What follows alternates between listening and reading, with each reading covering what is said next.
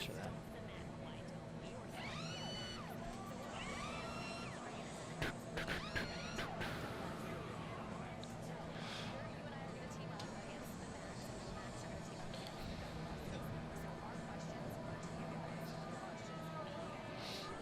No one to the rear, didn't we hear? I'd heard of that. What's that?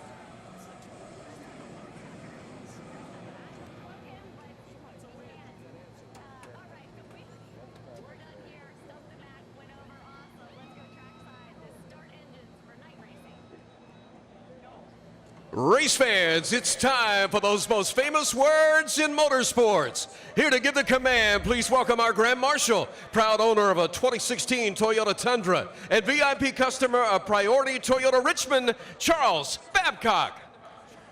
Gentlemen, start your engines.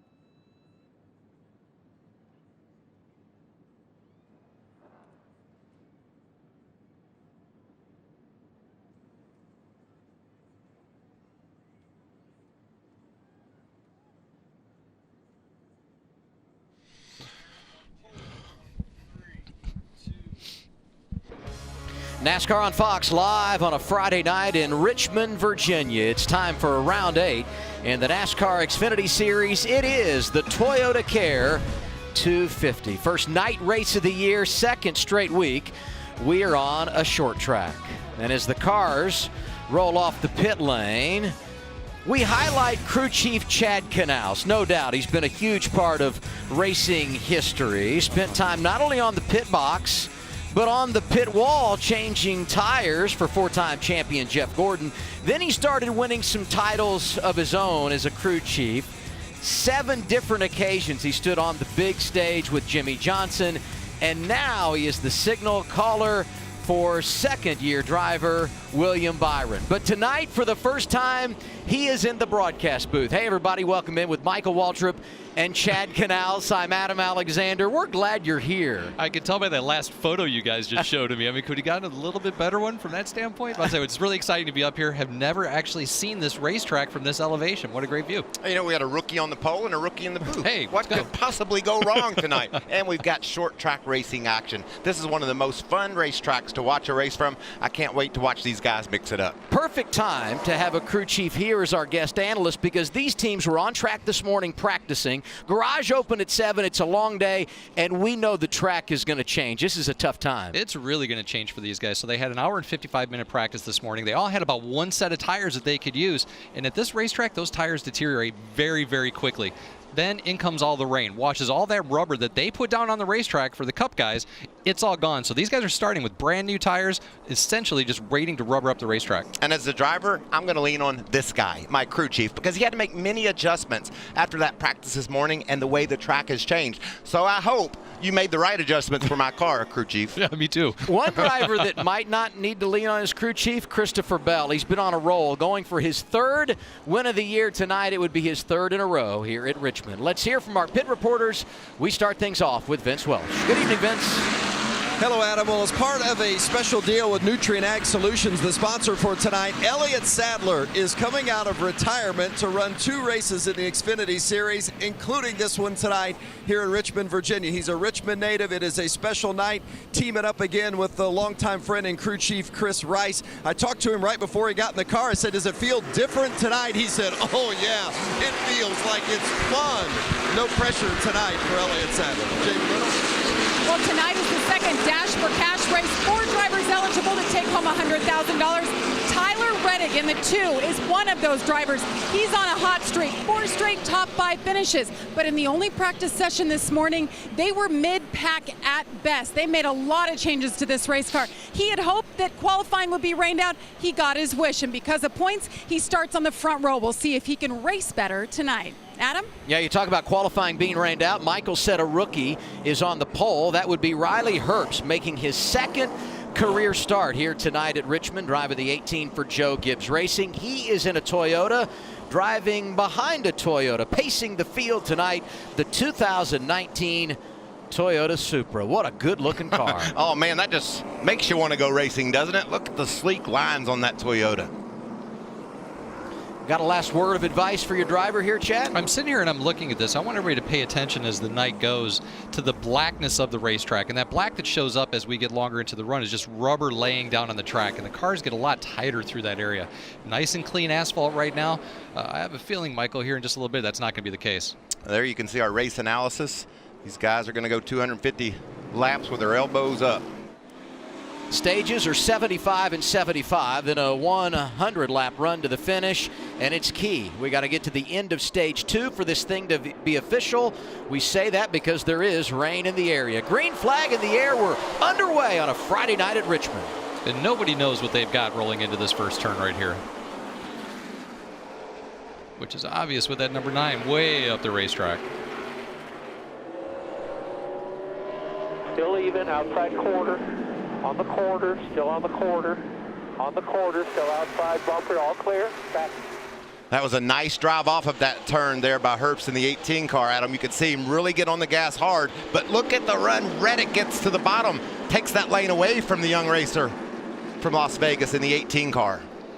These guys start with such low tire pressure in their cars because they're all thinking about that long run. We know that first stage is 75 laps, so you keep the tire pressure down 3 wide off of turn 4 here. they're waiting for the tires to come in. So these guys are really going to kind of baby around, you would think at this point, but it sure doesn't look like they're doing that. When was that going to start, Chad? Because I've not seen 3 wide at Richmond in a long time, and this is a battle for the lead. Outside lane, new man out front, 00 of Cole Custer, and don't look now, but here comes the 7 of Justin Allgaier. He's motivated after disappointment last week. Jamie talked about him. Tyler Reddick going in the wrong direction in the 2. Yeah, Reddick was really concerned about his morning practice, but I thought the track changing and the crew chief getting under the hood and making some adjustments that could overcome that, but it doesn't look great early for the 2 car. This is one of the most difficult racetracks for a crew chief actually to get a hold of, especially with a driver that maybe is a little bit inexperienced. It can be very challenging to get the entry, the center portion of the track, and the exit really combined, and the drivers will talk a lot about the track being broken up or disconnected through the corner. Seeing our scoring pylon, those drivers highlighted in red, each of them going for an additional $100,000 here tonight. They don't have to win the race, just have to be the best finisher among that group. And right now, Cole Custer on point and thinking about a big payday as we go outside the top 10. It's the 9 of Noah Gragson, the 19. The green car is Brandon Jones. Ryan Sieg right in front of him.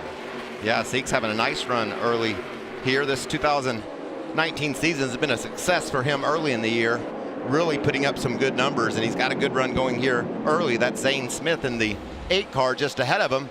There you can see Larry's original hard lemonade, number 39. What are you doing after the race? You know, guys, so we're 7 laps in, and right about now is when you'll hear a lot of the crew chiefs tell the drivers to hit their fan switch, to turn their brake fans on the car. This place can be very difficult on brakes, but the key factor is to make sure you run a few laps to get some heat into your brakes and then turn the brake fans on.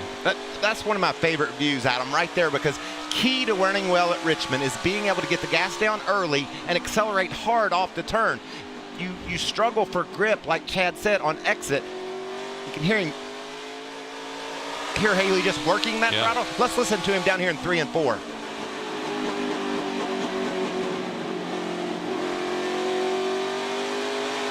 He wants to get it down, but he's got to be patient or that thing will be sideways.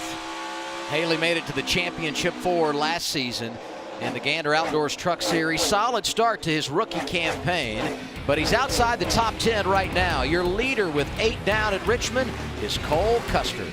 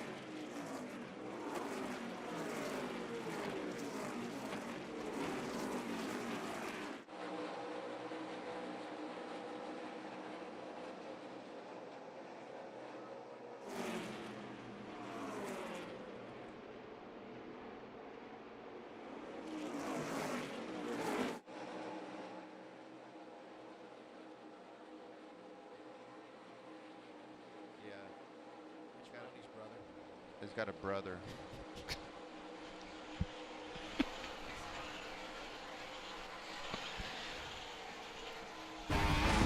This Friday night on FS1, reserved for NASCAR. Tomorrow afternoon, all about baseball. We start in the NL West, Rockies and Giants. That's at 4, followed by the Mets and Braves in the NL East. It's on FS1 of the Fox Sports app. Good battle for teammates here. Running in the 3rd position, give the spot to Christopher Bell. He's moving toward the front. Yeah, and these guys are starting to work that upper groove. And Chad, I was a little bit surprised this early in the race they were able to make ground on the outside because it's so difficult if you don't paint that yellow line like you're talking about. But you can see, not traffic, just by choice, Bell is up off the bottom of the racetrack. That's interesting. It really is. And remember, this is a new tire that we've got here this weekend at Richmond. It's a different construction. It's more like what we run at the intermediate style racetracks. So keeping the car free rolling could be very important. I can see that. They've only got 660 horsepower. So if these guys get the opportunity to move up the racetrack to make the straightaway longer, boy, they're going to take advantage of it. And watch this. Bell went to 3rd. He's a 2.5 back of our race leader, Cole Custer. But this is the stage where your car can start to come in if it's good on the long run. That's how he was earlier today in practice. And you said they're going high? Watch Custer here a moment ago. What you want to do is swing out as close to that wall as you can get so you can get a good arc down into the corner. And can you do it any better than that? That's getting it out there. That's one thing about the composite bodies they've got in the Xfinity series. You can get out there and you can brush the wall just a little bit and maybe not have any problems. And we got an opportunity here for that 7 car to take the lead. Justin Allgaier, so frustrated lately. Outside. A win would change everything. Won both stages last weekend at Bristol and looking for the top spot here. I just love. Take care of your stuff here. Should be a long run. Hit the bell. And the spotter is relaying to Justin just what Chad was saying. You got to take care of those tires. You're going to have a long run running that higher groove. That could be a little bit harder on the tires too. Jamie Little, what's happening with Custer? He just lost the lead. Yeah, and Cole Custer's saying it feels like ice after 10 laps on these tires. Then he asked his team, I am burning my stuff up here. Should I just let him go? So he backed it down just to take care of the tires. You guys were spot on. Got to be patient here.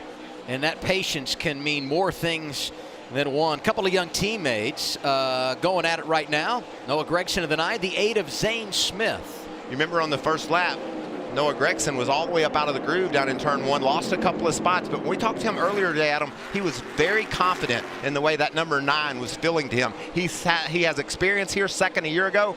He felt like he had the car it was going to take to win the race. A shaky start, but now he's battling back. Just in front of him, another rookie. That's John Hunter Nemechek. And the guy you see in the 10, not a rookie. Freshly out of retirement. That's Elliott Sadler at age 43 coming home. Check out our visor cam. Watch Elliott work the wheel. Where'd that grip go, Chad? I was just about to say, that's like clockwork at this racetrack. You get to about 24 laps, everything has to slow down. The car has to slow down. The driver's got to slow down. It may not specifically look like it, but this is a perfect example of, for a driver, Michael, and you know this, go slow to go fast. Yeah, what you have to do is decide what it's going to take to let your tires live throughout the length of one of these green flag runs. And Cole Custer told his team, I think I'm going to back her down a bit. Christopher Bell must like the balance of his car because he continues to charge forward. Bell started 3rd. Went back to 5th. And I remember seeing Kevin Harvick do this here a number of times where he's going in the wrong direction. You say, he doesn't have it tonight. And then 10 laps later, he's picking them off one by one. It appears that Bell is really dialed in on the long haul. Comers and goers at this racetrack, you'll see it all race long. Abuse your tires early, you're going to fall back a little bit later. Nobody can put a complete package together here very honestly for about 75 laps. It's impossible. Look at this traffic the leaders have caught. A lot of action there, and they continue to close down on Allgaier. Christopher Bell's now got it down to half a second, Adam, and we know a couple of laps ago he was over a second behind. One thing I've noticed here, Jason Burdett and Justin Allgaier, they've done a really good job of being able to put maneuverability in that car. You can see he's painting the yellow line right now, which is really kind of a trait for Justin if you look back over history. But remember, he took the lead passing the 00 of Cole Custer on the outside, so he's got some maneuverability in that car. And that's important here at Richmond because of lap traffic and because of trying to let your car slip and slide and finding a groove where it might work best in. Bell up to second as he and Custer work around the 17. That's the lap car of Kyle Weatherman. A third of the way through our first stage at Richmond, Allgaier leads.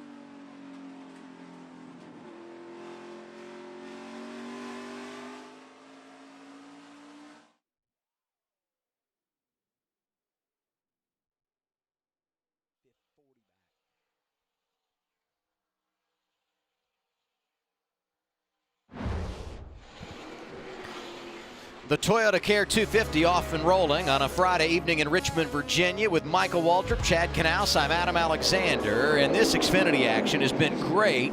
Here early, Justin Allgaier leading, but right in his hip pocket, Christopher Bell. We knew the 20 was going to be good, and he's not disappointing. Swept both races a year ago, going for 3 in a row. This is another car I like the looks of early, Adam. Chase Briscoe in the 98. He's been able to run up in the higher lane and make some passes. You can see a good run off the corner there for that car. Up to 6th, one of those drivers going for the $100,000. He's had 3 consecutive top 5s, and we know how important momentum is in this sport. Look at that. And look who's going around the top. Yeah, I'll tell you, that number 9 car right now of Noah Gragson's doing a great job. Dave Ellens has really got that thing working well. And Dave, championship crew chief, 2 times running. So this guy knows what's going on, and he knows how to get these younger drivers to get around this racetrack, which is very difficult. Don't you love what Noah did there? Those two were just beating and banging each other a bit. He said, all right, this is my door, and it's open, and I'm going around the top. Made it work. Michael, you said it. Bell going for his 3rd win in a row at Richmond, trying to match Kevin Harvick and Harry Gant in that category and working the inside of Allgaier as they go off of turn 2 midway through this first stage. Anytime you can work Harry Gant into a broadcast, that's a cool thing. I get bonus points for that? Harvick was always so good here. Clear up, clear up. Back in the day, Harry Gant was the man. As you see, Christopher Bell finally around the 7. Now he's got the lead. What advice do you give him if you're Jason Ratcliffe on the pit box here? Really, at this point, you just got to go and find that spot where your car is unabusive to the tires to the best of your ability. Like we spoke about the whole time, 75 laps here to complete this stage. That's a long ways on tires, and we're just past halfway. We've got 35 laps to go, so he's going to have to find a pace and a tempo that is just relaxing to the car in order to keep that thing up front the way he wants it. Elliott Sadler continues to work the gas in his hands. He's running 16th In 17th is Dylan Bassett. Adam, and this is a great run. His first start in the Xfinity Series, and he's pressuring Elliott Sadler. Sadler from 27th to 16th had to start deep in the field because qualifying was rained out. Kaz Gralla, another driver in the 21, making his second start of the year, working his way from deep in the field up to 21st. Top three right now, Bell, Allgaier, and Custer. And behind them, the 18 of Riley Hearst. So far, so good, Vince. That's right, and I'll tell you what, you've got to give not just Hearst, who's making just his second career start in the Xfinity Series, but his veteran spotter, Rick Corelli, really doing a great job, reminding Hearst to drive the track. He's coaching the youngster through the corners and through the lap traffic, almost a constant presence in his ear. And how about the crew chief, Ben Beshore, working with his fourth different driver already this season, including 3 wins with Kyle Busch. A lot different working with Kyle Busch, and now you're working with Riley Hearst, who's running just his second Xfinity Series race. And Noah Gragson in that 9 car. He's got a little too much swing through the corner for Noah's liking, but they've reminded him to try to take care of his tires, but he said too late, burned him up trying to catch the 18, so he doesn't have much grip right now. Those 2 drivers Vince just talked about, they went to high school together in Las Vegas. Riley Hearst right now taking classes online at Arizona State. He's a great kid. Look at all those varying grooves. Way up the hill was the lapper, and there's Noah Gragson working his way up the middle. John Hunter Nemechek running 7th. Good start to this race for that young man. Interesting fact on that 23, if you look at his right side brakes, his right front and his right rear are both glowing.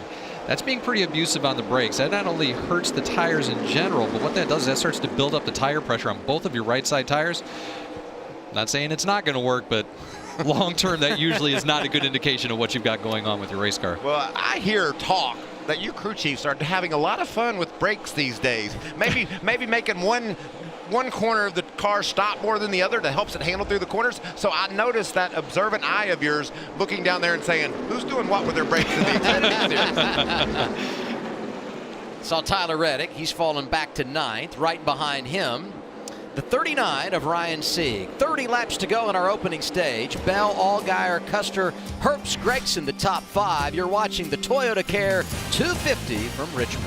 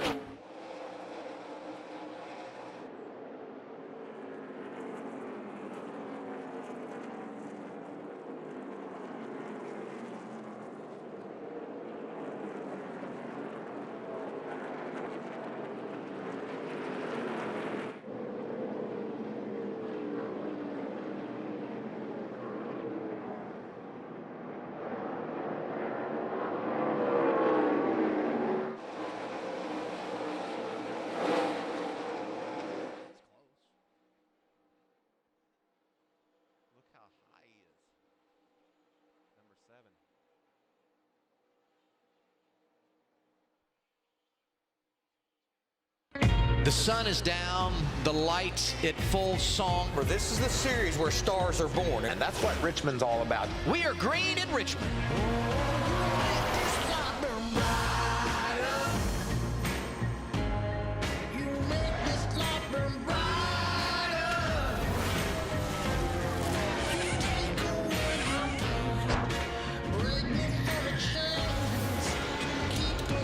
NASCAR Xfinity Series teams racing in Richmond for the 71st time. It's the ToyotaCare 250 on a Friday night. Christopher Bell took over the lead about 10 laps ago.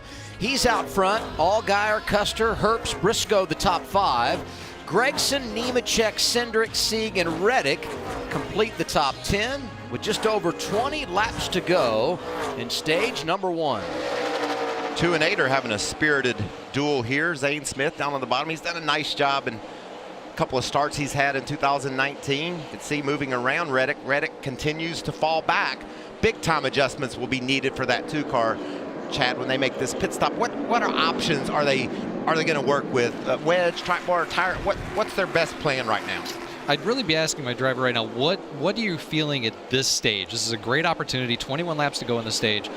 The track is finally coming in closer, quote unquote, to what it's going to be for the remainder of the race. So we need to know what we're trying to fix. Typically, you develop that loose end situation here with these cars. We all know about that. But the thing that's really interesting is these guys continue to move up the racetrack like you spoke about, Michael. That almost helps the loose end sometimes. It kind of gives you an opportunity to let the car have its head before you have to try to make it do something. You know, Reddick's disappointed, 11th. A guy that's ecstatic to be in the top 15 in the 90, Dylan Bassett. His brother, Ronnie Jr., a couple of weeks ago at Texas, top 15 in his second career start. These kids out of Winston-Salem doing an unbelievable job with limited opportunities. Yeah, Nathan Kennedy used to work for us over at Michael Waltrip Racing, his crew chiefing in this car, and he said it's unbelievable the talent and the knowledge these young men have when they get this opportunity. And you can see Bassett, he's really able to run low. It seems like his car's handling so good down on the bottom. This is an impressive run. He started way back and he's already up inside the top 15, and the team has been strong all day long. A good practice this morning. Just went around his teammate Donald Teege. And here's a nice little battle. Sieg, and right behind him, Cindric, Zane Smith. I've been watching Ryan Sieg, and he's in a little bit of traffic. He just got done passing that 5 car, but leading up to that point, he was actually matching the top 5 in lap times pretty consistently, really putting together a good run here. Unbelievable average finish through 7 races for Ryan Sieg and that team. They have stepped up their game, Vince. They certainly have, Adam, and they've improved their finishing position 10 spots over this amount of races last year, from 19th to 9th. That in itself worthy accomplishment. But they've updated their program. They're getting they've got an ECR engine program now. They purchased some cars from Richard Childress Racing, and that has been a big difference maker for this group.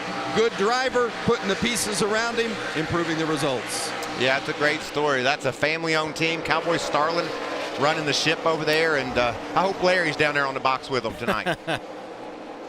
Brandon Brown driving for them this weekend, driving a second car, the 93, typically driving the family-owned operation in the 86, so a lot of power for the Sieg family this week at Richmond.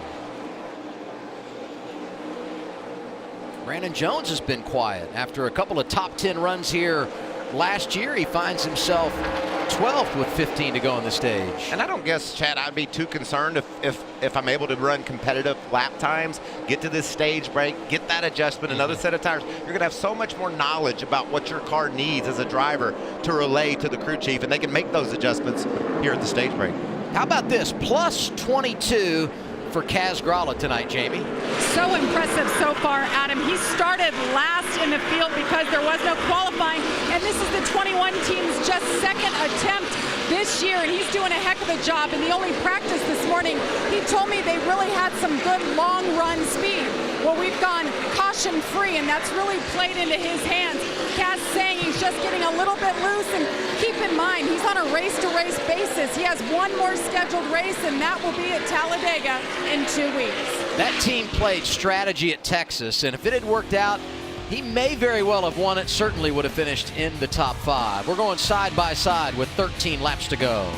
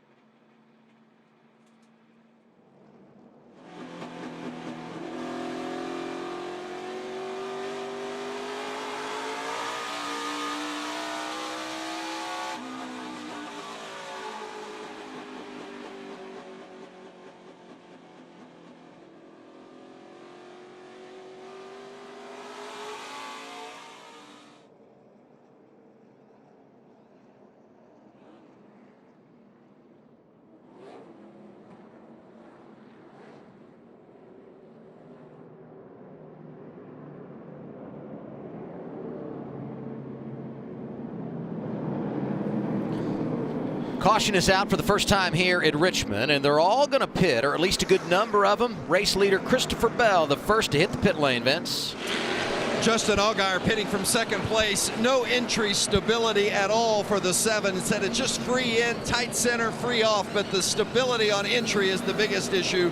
As far as Riley Herbst pitting from the 4th spot, just tight center, again, facing that drive off. That's what he needs. You saw the chassis adjustment on the 7, also adjustments on the 18 with 4, Jamie. And the 00 Cole Custer low on the track. He's tight. They're going to make an adjustment for that wedge and 4 tires on the right side. The 20 air pressure adjustment and 4 tires for Christopher Bell. Cole Custer won the pole last week at Bristol, so he has the #1 pit selection. And no help here. He stays in the 3rd spot, comes off the pit lane behind Allgaier and Christopher Bell. Briscoe and Gregson pick up spots. Riley Herbst goes in the wrong direction. Everybody pits here with 8 to go, and it'll be fun to watch the end of this stage. Got a couple of guys that I think have chanced it. Adam, Michael Annett stayed on the racetrack, as did Ross Chastain. So they're going to start on the front row with tires that are not going to like this whole situation. It's going to be wild when we go back racing. And what these guys are doing is they're just trying to save that set of tires for a little bit later in the run. Tonight it's the ToyotaCare 250. Tomorrow it's the Toyota Owners 400. Kevin Harvick is on the pole. Race day on FS1 at 3 p.m. Eastern time. Then we're over to Fox at 7. Green flag shortly after 7:30. Short track racing in the Commonwealth. Going to be a lot of fun. And you and I were talking during the break a minute ago. You said what you've seen here tonight makes things very encouraging for tomorrow evening. I think it could be a great race tomorrow. The way these guys are moving up the racetrack and really running multiple lanes really bodes well for the opportunity to go out there and have a good race tomorrow. I just like watching Chad's gears click. He's watching these cars run up high. What am I going to do to make my car work up there? And also how the brakes are working, what temperature he's seeing there. There's a lot of things that you catch from this angle that you're probably not used to seeing. No, an interesting strategy going on right now. Obviously, Travis Mack deciding to stay out there with that 1 car. Don't know how that's going to play out, but the thing that I am interested in is see how that plays out on the next stage after we get the green flag after 75 laps. And you know what I love, Adam? This is going to be crazy because we saw 3 wide, 4 wide, and we're getting ready to see that again. Restart is going to happen with 5 laps to go in stage 1. These cars are not only not going to want to handle well when they get to the turn, they're not going to want to take off too well either. This is going to be a bit of chaos. I guess though, if you're Travis Mack and you have a win, this is where you have an opportunity to go out and take a gamble, right? The 1 stayed out from 13th. The 4 stayed out from 19th. So we'll see if they can get a net gain. That's all they're trying to do is to get some stage points right here. I'm betting we're going to see 3 wide before we get to the end of entrance of turn 1. Looked like the 4 bailed. Michael Annett said, I'm out here and I'm staying out here. There goes Bell to the outside.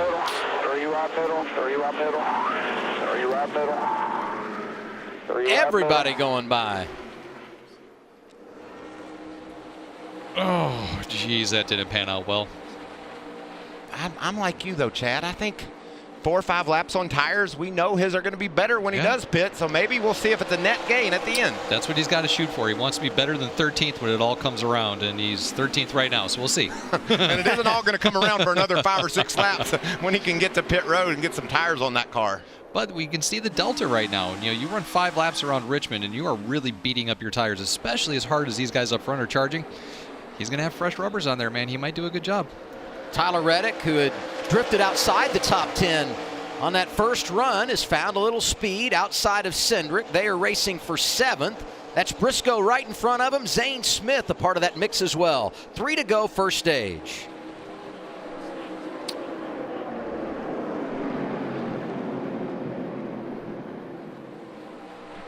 Really too bad for the 39 car. They had done a good job moving up there, and they had that pit road penalty on that series of pit stops.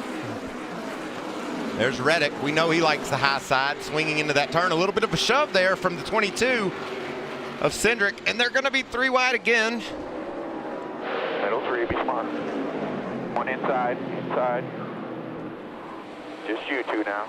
Reddick has scored stage points in every race, every stage this year, and in position to do it once again. Final lap here at Richmond of this first 75 lap run. Allgaier so good to start the race and good on the restart here. Takes the top spot, and he's going to win a stage for the third consecutive time. Swept last weekend at Bristol, and he's got stage 1 in the bag here at Richmond.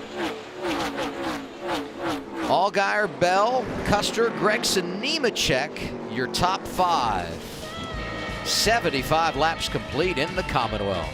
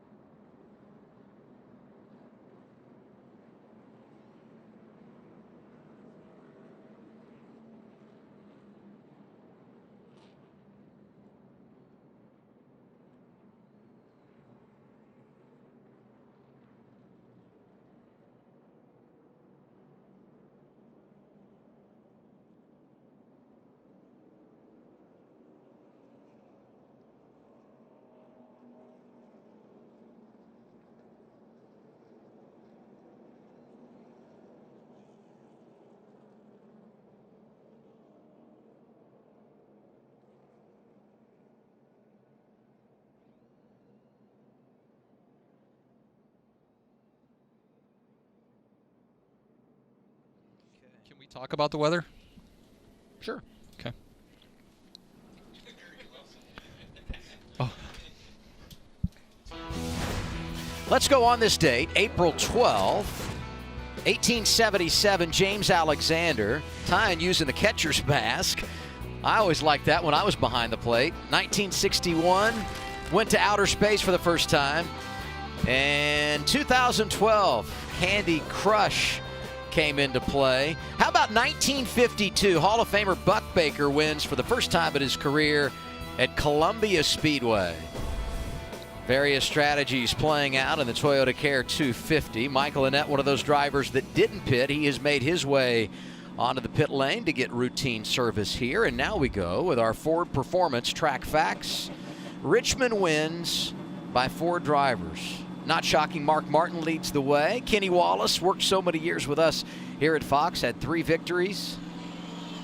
Jason Keller, we were talking about him last week. That's a name that hasn't come up in some time, but one of the great veterans here in the NASCAR Xfinity Series for many years. Hope he's doing well wherever he is tonight. Yeah, drove for his family-owned team. Yeah. Did a nice job.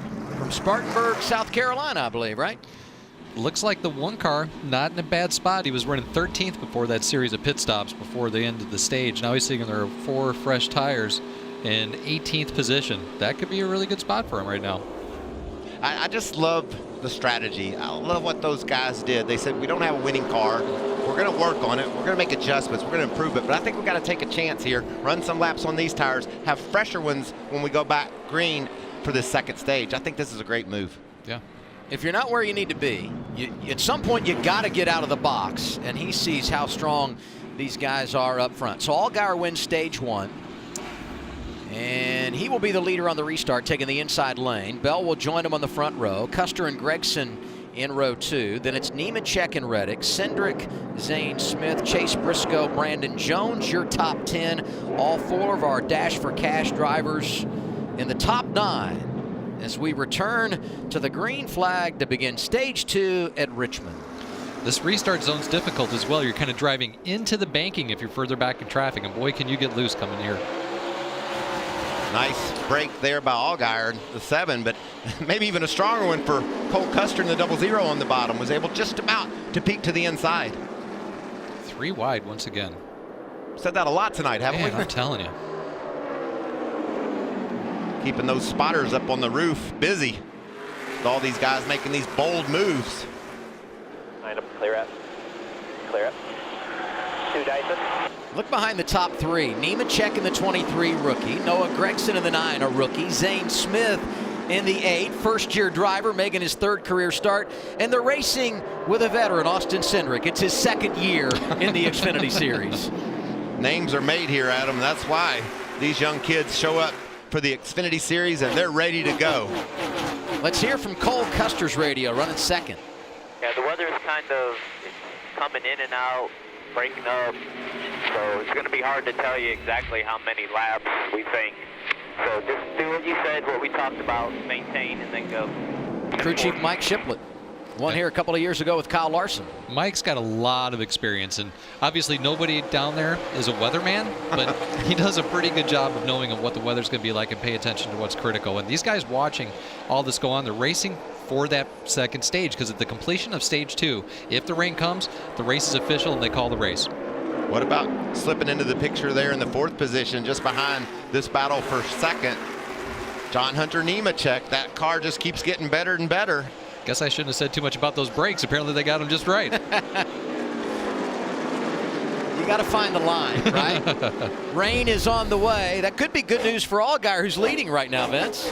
Well, and it has been a frustrating season for Allgaier. He led the most laps last week at Bristol, 138, but finished 30th. I asked him before the race today, sum up the season. He said one word: frustrating. He's not too frustrated right now. They made a pit stop at lap 67, worked on the car, and he said the balance is really good right now. Jason Burnett has tuned it up. This duo's been outstanding the last few years. Couple of trips to the championship 4, won 5 races a season ago. And I was shocked when they led those laps last week at Bristol. First time they'd been out front this season. That is odd. I didn't realize that. And then they had a mechanical problem last week and unfortunately took them out of the race. So those guys, a solid foundation. We all understand how important that crew chief driver relationship is. They can actually have communication just frankly with one another and know exactly which one of them needs. And he is really planted on the bottom of the racetrack, doing a really good job. Look at Kaz Gralla. We were 3 wide again, and Brandon Jones up on the top side. And check this out from the outside. We were riding along with Haley. He decided he'd make the move on the top.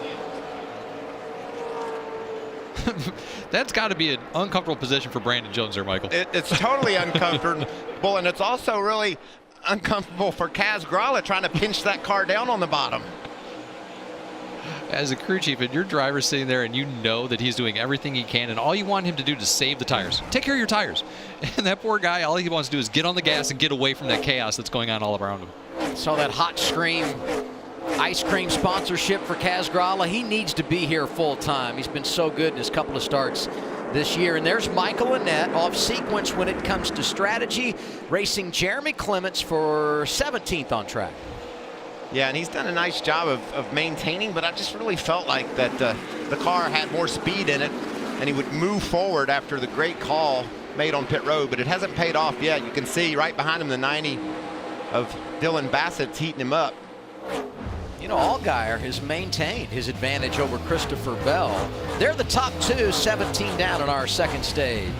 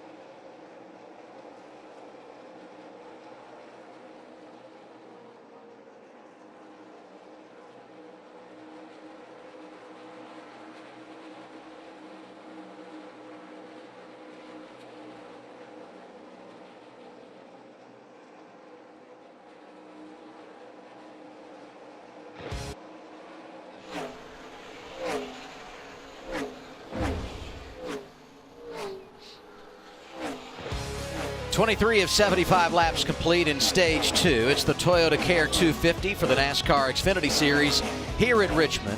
And since we're under the lights on a Friday evening, what do you say we crank it up? Sponsored by Kawasaki. 22 laps on tires. Copy, just now starting to lose a little bit of grip. Entry, middle, and exit, all three.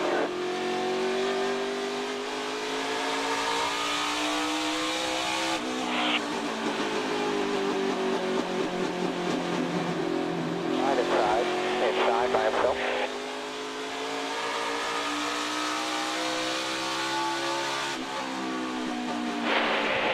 Don't let him screw with you like this.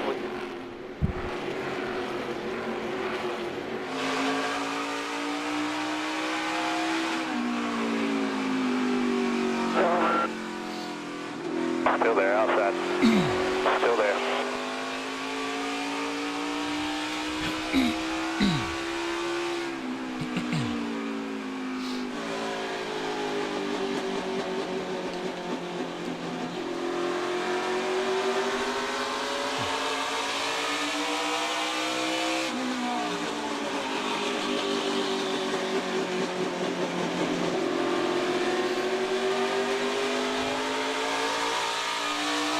Run the middle, Doc.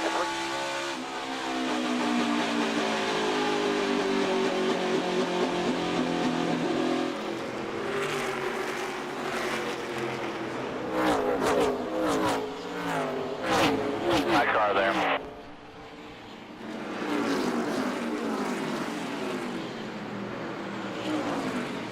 See that 74-2 up real slow on the bottom. One back 21. Hot line, inside, way low, inside. Inside, left rear.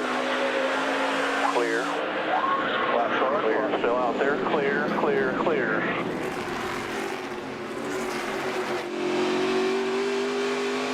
Real slow up high, clear by 3. We'll see that guy behind about a lap. Far sooner.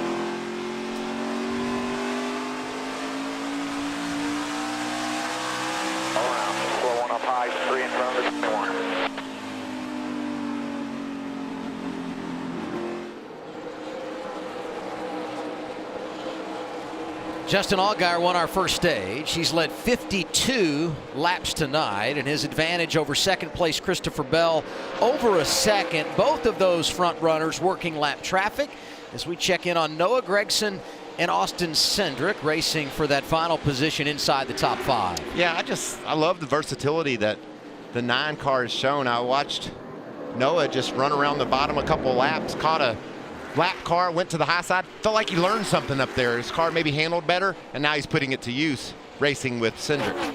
But you said, Chad, if you're going to be successful here tonight, your car has to have some versatility. And that's exactly what I've seen with this lap traffic with the 7 car. He is able to maneuver this traffic so well. When they were in clean air, Christopher Bell was actually running him down. Got from like about 2.5 seconds back all the way up to about a half of a second from him. As soon as they hit that lap traffic, they were all over the racetrack. And the 20 was kind of pinned. He couldn't make it happen. We just about had some contact there with the 7. What's up with Bell right now, Jamie? Yeah, he has been so impressive on these short tracks. So coming in, I talked to Jason Ratcliffe, his crew chief, and he told me they were really happy in practice this morning. Had good short run speed, good long run speed.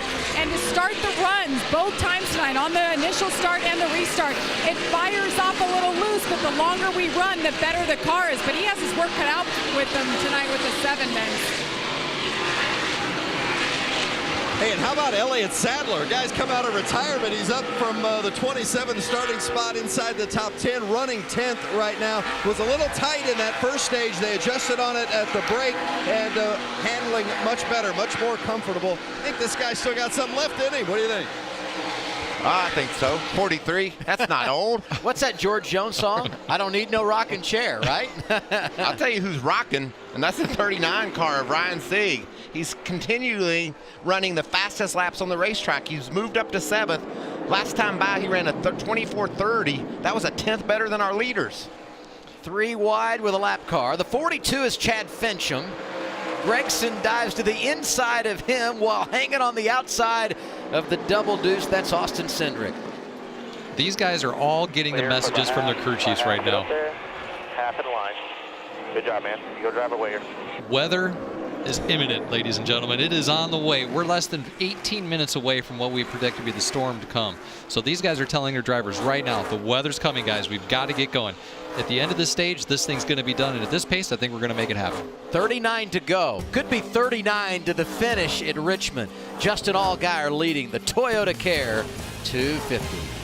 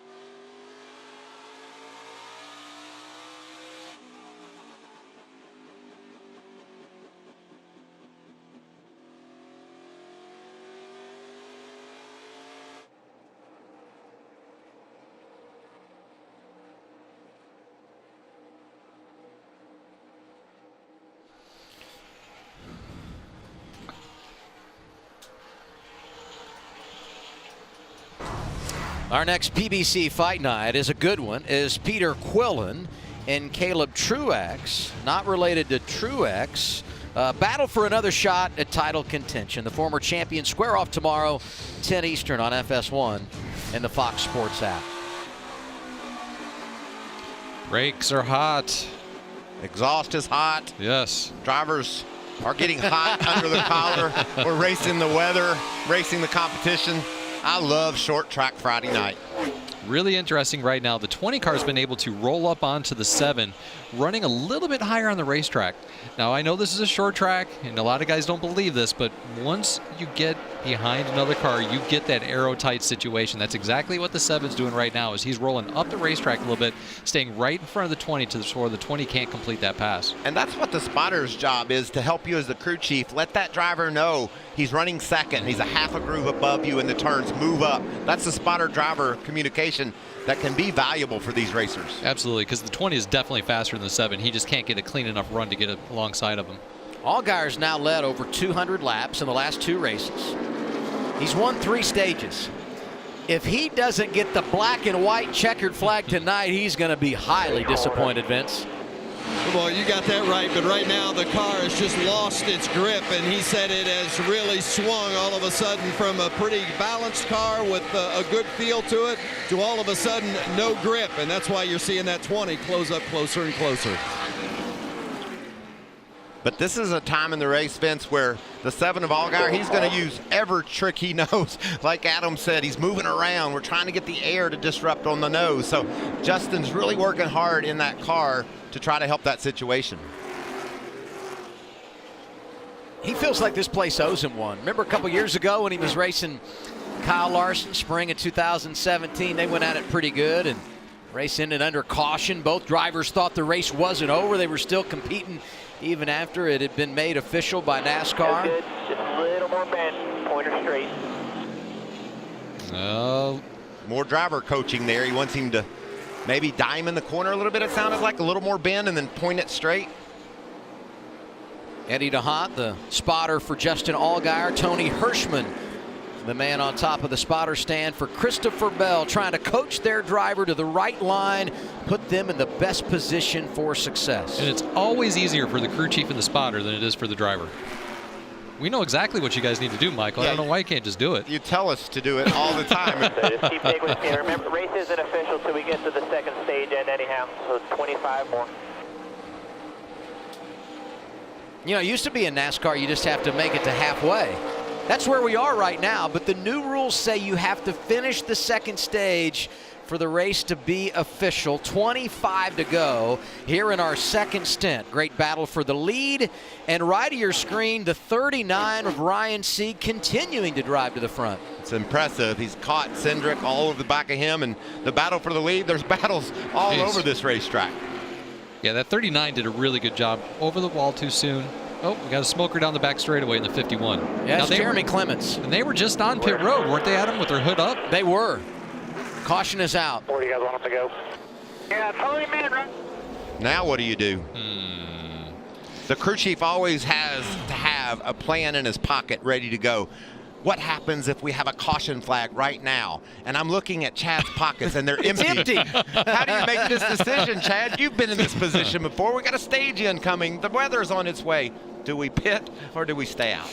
So my radar, my magic radar, tells me that we're just about to get a pretty big storm, and it looks like it's just starting to sprinkle right now. So I think if I'm the crew chief, I'm staying out. But if it does storm and it rains right now, we red flag. It's sprinkling right now. It has been for 10 or so laps, but nothing major. Now put an asterisk on that. That's the race leader that's saying that, Justin Allgaier, who in a way could benefit. I mean, I know he's got another 23 laps he's got to be out front for this thing to be official and for him to get the victory. But at some point, the race leader is going to sell it's raining so he can leave here with the trophy. But I'm a little bit perplexed, Chad, because do I pit now, even though it's you know, it's going to rain, we know that, but we know the race isn't official until the end of stage 2. You might give a race away. I mean, you just got to understand what this weather's doing, I guess, to make that decision. Challenge. We got a caution. We got 22 laps to go on the stage, and rain starting to fall in Richmond, Virginia.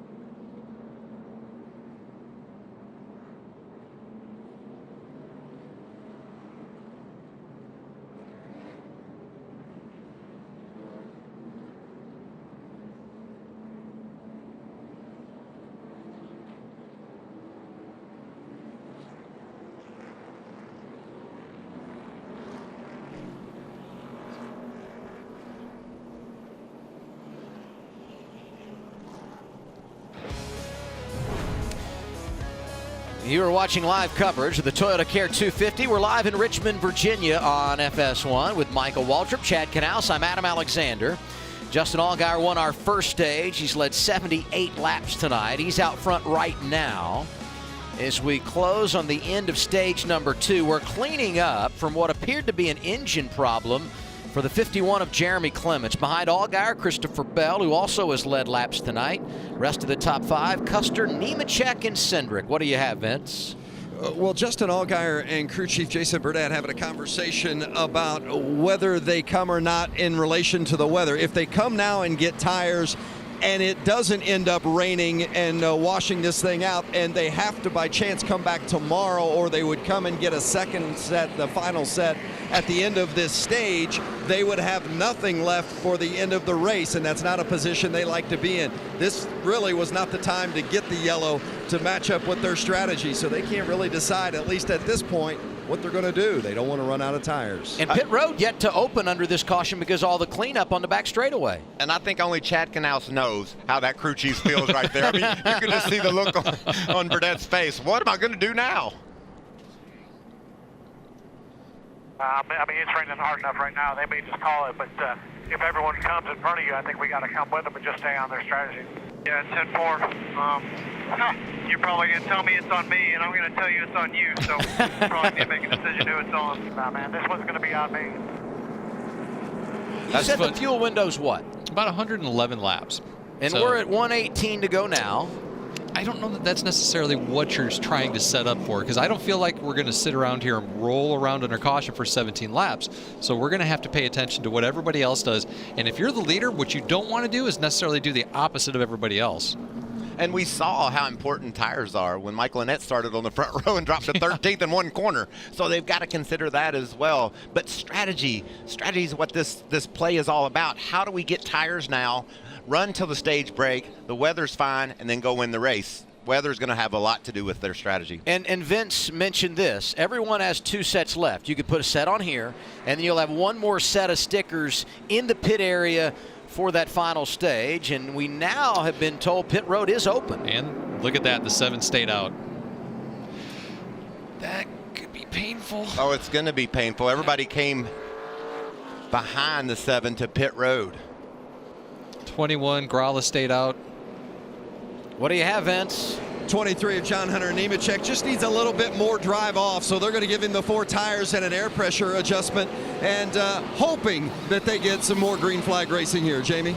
Jason Ratcliffe did not waver. He said, when we come, that was the plan all along. Struggling with drive is the biggest deal with the 20, also a little bit loose. Air pressure adjustment is all they've made tonight.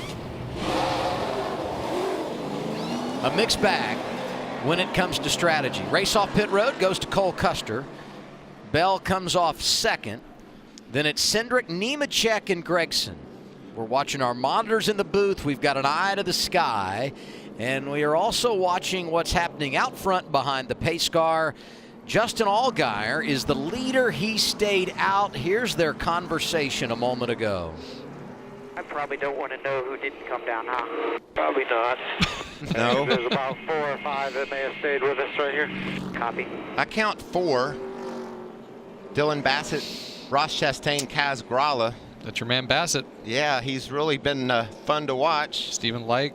Yeah, Greg Alding's been solid all day long as well, running inside the top 15. And this is exactly what Jason Burdett wants. He wants as big of a buffer between him and the guys that have fresh tires as he can possibly get.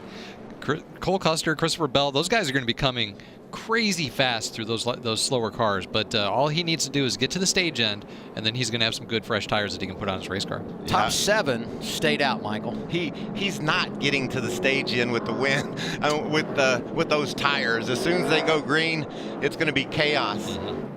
3, 4 wide. Jason Burdett, what's he wondering, Chad? Buddy, good luck. Right now, the advice he's giving to his driver. He's trying to do everything he can to tell his driver that everything's going to be okay. And Justin inside the race car is trying everything he can to believe him, knowing that that's not the case. There'll be 13 to go in this second stage when we go back under the green flag as we look at our Xfinity fastest pit stops. Austin Cindric in the 22, and his team doing a nice job at 13.8. Nemechek at 13.9 in the 23, and not a bad stop for Cole Custer. They come off at 14 flat. Custer will be the first on 4 fresh tires. He restarts 7th, and it's Bell, Cindric, and Nemechek. The rest of the top 10, those I just mentioned, came down pit road, and they will be coming in a hurry. Now remember, you cannot begin or initiate your pass until you cross the start-finish line, so pay attention to that right now with Cole Custer and Christopher Bell.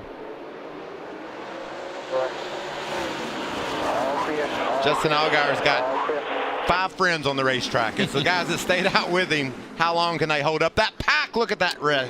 Fender damage. It looks like Bell's got it. 3 top. Kaz Gralla looking for the race lead. Couldn't make the move to the inside. 3 wide behind him. What a mess this is. Still 3 top. Left front tire up. Get a good look at it here, guys. Left front, inside 22. 3 mid. 2 top. It's quit smoking somewhat, Chad. Yeah, it's not bad. Sometimes, I hate to say it, the tires tend to clearance themselves. And it looks like he's moved up the track. He's got that place thing in a good spot. Oh, and he's going for another. Look at that action. And Cole Custer, who did come down pit road to the inside of Justin Allgaier. The tires paying off, 0 on point. That could be the pass for the lead right there. If the rain comes at the end of this stage, the race will be completed. And Cole Custer going for the dash for cash. What about Zane Smith in that green number 8? He makes a nice move down on the bottom. Only his 3rd career start. That tire's going to go. I just don't see it making it. Do you, Chad? Boy, Michael, I hate to call that one. 10 left stage, 10 left. There it is. Oh. So it looks like Bassett spun the tires. The 08 ran into him, and that's what got into the 20. So that's just Composite right there on the left front. I think he's going to be okay. I don't think it's going to blow that tire. They might be able to make it to the end of the race, but definitely losing some performance with that huge hole in the nose right there. It looks like a mess, doesn't it? Yeah, that's awful. And the good news for them, if we don't get the rain with 9 to go, and we might get a caution for this. The spin, there goes Bell. Keeps it going in a straight line. No caution yet. There it is. Wow.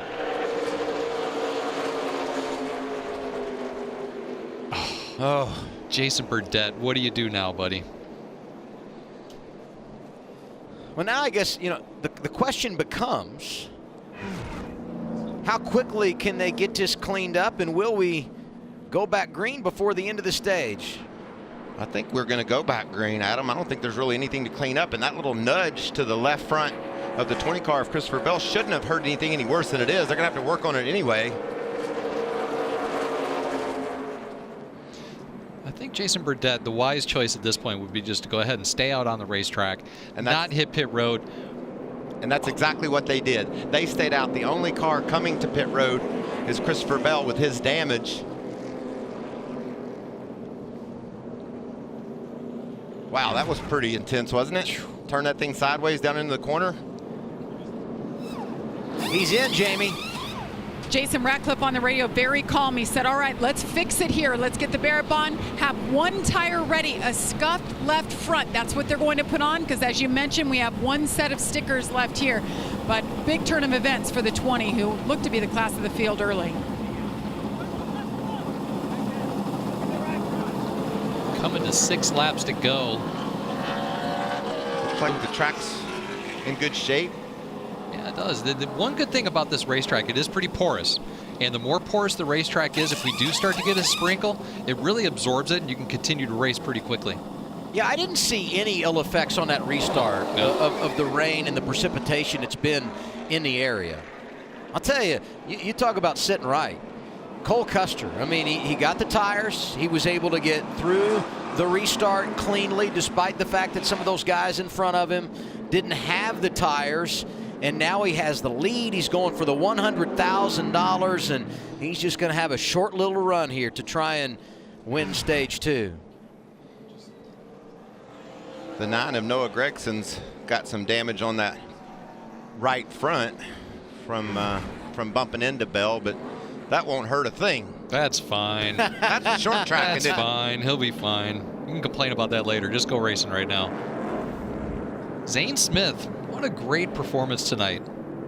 He's been impressive, huh, Adam? Every time we see him roll out, a lot of speed. Well, last week he lost an engine. They had to change it, start to the rear at Bristol. Took a couple of free pass opportunities to get back to 11th and was going to finish top 10 in his debut at Las Vegas, if not for being caught up in an overtime crash. So he's been impressive, certainly showing off his talent driving that 8 car. Vince? It's interesting, too, in regards to Zane. He said, I've had my hands full, and especially through the center, I was too busy to tell you, as he was communicating with his crew chief. Tell him, Vince, we can confirm that from the onboard with Elliott Sadler. He's just back and forth on that wheel. These guys are really slipping and sliding. Getting ready to come to the green. The lights are off of the pace car. We got 4 to go once we take the green to get to the stage. Man, I'm not feeling a lot of luck here for our number 7 boys. That's a tough spot to be in. I think he's going to be middle of 3 wide once again once we get to turn 1. 4 to go when we go green. Rain is in the area, and once we finish stage 2, this race would be official. Cole Custer takes the inside lane, and he's pulling away as he takes the green flag. Zane Smith trying to get second away from Cindric. John Hunter Nemechek is there. Noah Gregson in the mix. There's no room. Yeah, that's not good. Easy, roll the bottom here, roll the bottom straight up off. Bottom of 3, bottom of 3, bottom of 3. The Malachi Crunch. Bottom of 3, bottom of 3, bottom of 2 now. That's your quarter, tight. How?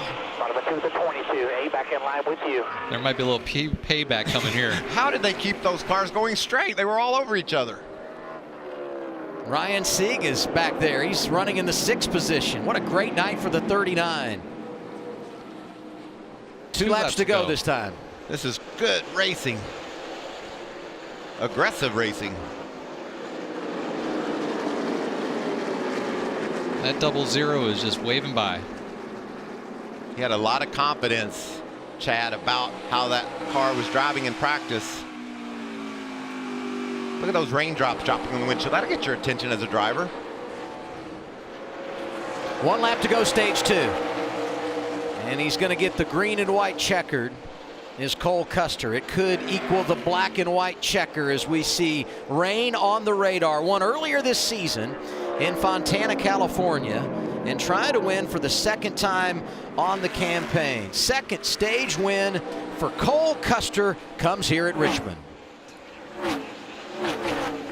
Rest of the top 5, Cindric, Nemechek, Zane Smith, Ryan Sieg. Gregson, Briscoe, Reddick, Jones, and Haley also score points. There's a proud papa.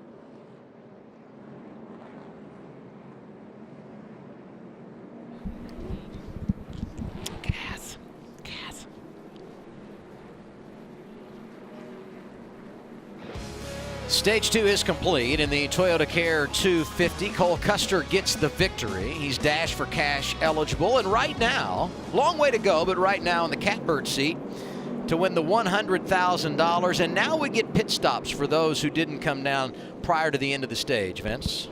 Well, for Justin Allgaier, just got caught on the wrong side of that pit sequence, but he really likes the balance of his car, so it's just going to be 4 tires. He said if this thing goes to the end, we're going to get him. We'll find out. Optimistic. I like that. I do like that confidence. Bell is back in as well, Michael. Yeah, no adjustments for Allgaier. I think that he's got a chance to get him. It's going to be tough, but you know, if you see a caution at the wrong time during the race, strategy could come into play again. This car is repaired, getting 4 tires on it, and we know how fast Bell's been all night. This is really shaping up to be an interesting race to the finish. Christopher Bell, Kaz Gralla, Justin Allgaier sitting here with fresh tires. You ready to take the green flag? I like it. Gonna be exciting. Yes, I sir. said earlier this week that Christopher Bell in the Xfinity Series reminds me of what we've seen out of Kyle Busch at the Cup level. Damaged race car, trying to rally back. We saw it last week from Kyle. Maybe tonight it's Christopher's turn. Stage 2 goes to Custer. What a great night it's been for him. Let's see if we can get him on the radio. Hey, Cole Custer, it's Michael Waltrip, Chad Canals, and all the boys from Fox Sports. Do you copy? Yeah, I got you. Well, that was an impressive stage win there. The car looks solid. How's it feeling, and how do you feel about the track conditions? It's soaking wet. It's definitely, I got rain on the windshield and everything, but I don't know. We'll see what we got here. I think our car is pretty good. It's just a matter of having the good restart. Hopefully the corner's good when we get down in there. I hear you on the soaking wet. I'd be saying the same thing, buddy. Have a good rest of your day, bud. Thank you, guys. If ever there was a rain dance, That's so we've great. got one going on right now in the 00 pit. Just about ready to go in our final stage.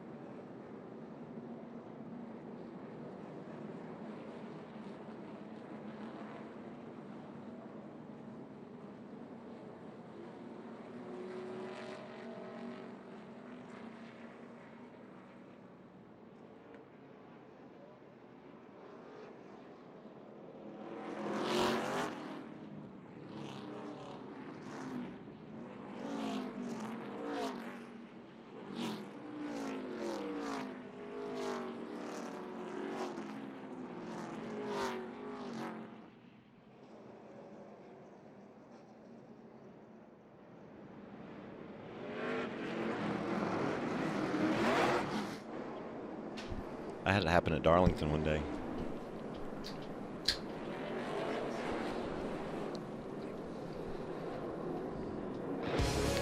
Going to restart this final stage with 91 laps to go. Front row, Cole Custer, Austin Cindric. But watch Christopher Bell. He restarts 21st. Justin Allgaier goes 16th. It is time for the stretch run in the ToyotaCare 250, and the lights have gone back on the pace car. We'll go around one more time. Not just any pace car. That's the Toyota Supra pacing the field tonight. So as we anticipate the green flag, we remind you Fox Sports Supports is proud to partner with Action for Healthy Kids, a nonprofit organization working to improve children's health and well-being in schools nationwide. Find out how to involve your local school in every Kid Healthy Week. It's April 22nd to the 26th by visiting actionforhealthykids.org.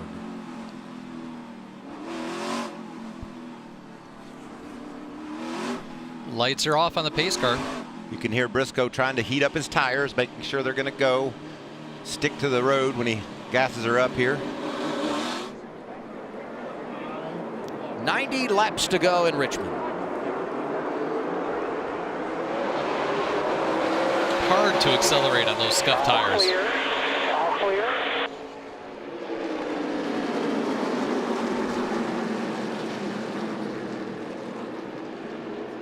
Nice Three run wide on. middle, outside, three wide middle, outside and inside. Outside and inside. Following the progress of Allgaier, outside on fresher tires. The 7's electric right now. Loving it. Loving it. He'll be on the inside of the next car here going into this corner to turn 1. 16th to 8th in 1 lap. That's not bad. I'm loving it. It's so great. This opportunity they've got, they could actually get up front and stretch this a long ways, and they've got the benefit of having better fuel in their car than everybody else. They're actually capable of making it to the end of the race, where these other guys, man, it's borderline. I don't know if they're gonna be able to do it. He's already racing up for a top 5 spot. You see him on the outside around Gregson. Got his eyes on Ryan Sieg there on the bottom. He's going to get to the outside of the 39. Nice move. Most important thing right now for Jason Burdett and their spotter is to calm that man down. He needs to take care of his stuff a little bit, make sure he doesn't tear the race car up. He said it himself. Very happy with the race car. Didn't want any adjustment, just wanted 4 tires. Well, and you mentioned if this thing goes green, he's in good shape to make it all the way to the checkered. He knows that. So it's important, as you see again, to the outside, going for the 4th position. All clear, all good. All clear, all good. That's the best thing you ever hear on a short track. Soothing the way Eddie DeHaan says it too, isn't it? Christopher Bell, damage and all, has worked his way up to 11th. He's not out of the game yet. 11. Just think how bad things looked for Jason Burdett and Justin Allgaier just about 10-15 minutes ago. We wrote him off. And every Cup crew chief is paying attention to what's going on right now. The 20 passing another on the inside. Clear right now by quarter. You know what this is going to come down to? Clear high. It's going to come down to a battle of Christopher Bell and Justin Allgaier, just like we thought the whole night. Who'd have thunk it?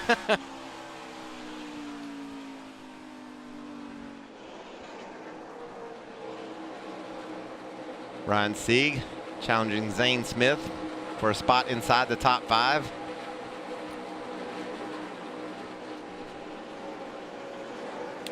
I'm still got my eye on Gregson. He's got a little bit of damage, but man, he just seems to have a good long run car. He's up in the 6th, 7th spot right now, so maybe he's close enough to where as the laps get the tires heat up and he gets more laps on his tires, he can go up there and contend. And you see highlighted in red, all 4 of those drivers going for the bonus $100,000 in the Dash for Cash. They're inside the top 10. Bell is now 8th. Custer leading.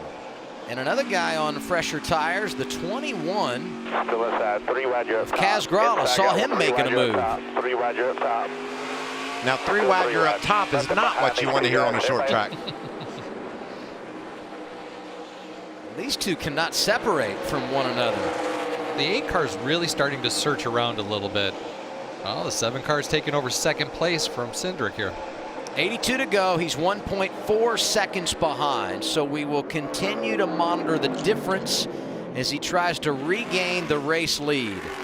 Stage 1 got out of balance when he stayed out instead of pitting when everyone else came down. But it's worked out for him. The rain has stayed away and the door may still be open for his first win of the year. Meanwhile, Christopher Bell, who brought out the caution, had damage. He's trying to get to 6th, and he's going to do it around Zane Smith. That's when your spotter needs to come on at him and say, there's one coming in a hurry. Just when he gets there, make room for him. And that's what you can see. Ryan Sieg lays low because Bell's got so much momentum. But I go back to what Chad said earlier. You have to have a versatile race car if you're going to win tonight. We've seen it out of Bell and Allgaier throughout the evening. Still there, at your door. 20's inside of him, top of 3, top of 3, top of 3, top of 3, top of 2, middle. These guys don't back out, do they? Still there, full. Oh, he's sideways. Bend you out back inside 39. See, Clear up. and that spin right there on your rear tires, that will hurt him later on in the run more than anybody can even imagine.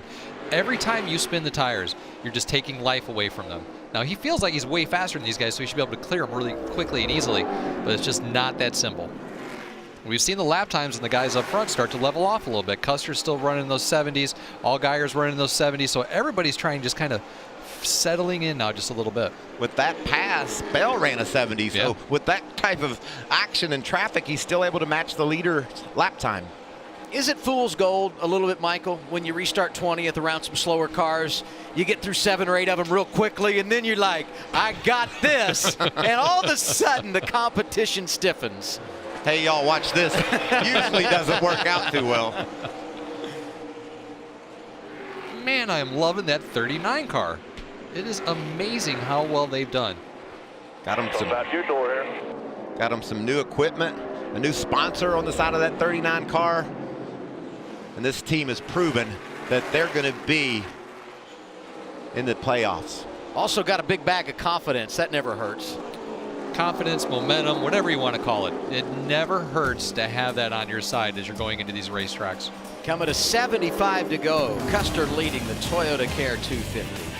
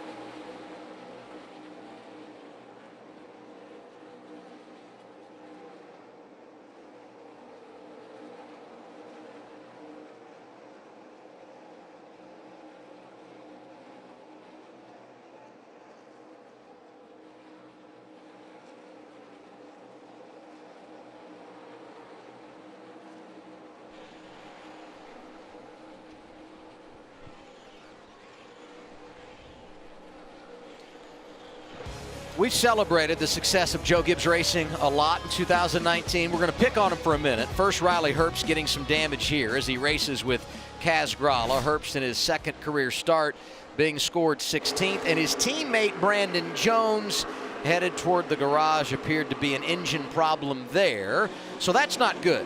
Now carrying the flag for JGR is Christopher Bell. He's running third right now behind Allgaier and Custer.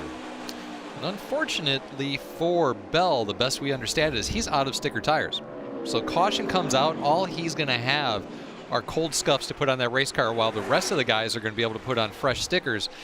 Probably not the best spot, so he needs to make hay as he's got the opportunity right now. Yeah. The lead for Custer has balanced. Let's hear what he has to say. 10 miles out, about 20 laps away to the ring. Flat to a flat. Doing real good, bud. Flat to a flat. That means they matched lap times, both the 00 of Cole Custer and the 7 of Allgaier. But I'm telling you, this weather has just been nearly impossible to predict, because it just seems to dissipate when it gets in the area of the racetrack. And here's the 2 of Tyler Reddick. I thought they would be great this weekend, 9th right now, and I'm sure a lot of frustration, Jamie. Yeah, definitely not the form we've been seeing out of the 2, and Tyler Reddick struggled so much in that only practice session this morning. They threw a bunch of changes at it. It really didn't help, but he had a good starting spot based on the lineup from points, and he's done a nice job keeping it in the top 10. But in the middle of stage 2, he felt the power steering going. Well, he reported about 10 laps ago, it is gone. So he's got his arms full. That's not fun. Oh. No, you don't want to lose your power steering anywhere, but on a short track, it's just that much more difficult. Oh, there's a big rub, wasn't it? Noah Gragson, he's not afraid to get in there and rough it up with somebody. Neither is John Hunter Nemechek. That's true. We saw big evidence of that up in Canada one day at a truck race, and you can see right there behind those 2 is Reddick. Maybe that car's getting better. I think they made some progress with it.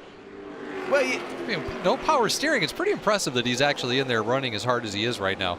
But that, they have been so good all season long. It's not that surprising, even with a small mechanical failure, that they can't run up there with those guys. David Starr in the 52. A lap machine and near contact. I think there was contact with our race leader, Cole Custer. David Starr says, I just need a little room, and I'm going to need a little bit more than you're trying to give me right here.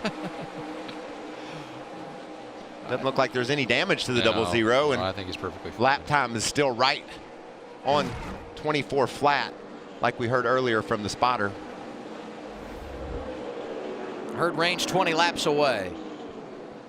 Been saying that a lot. Yeah, we have. Well, it was raining earlier. It was. I didn't think we were going to make this thing official tonight. Start pouring, about 15 laps to go. Second stage, it cleared up, dried up. Told us. And here we go.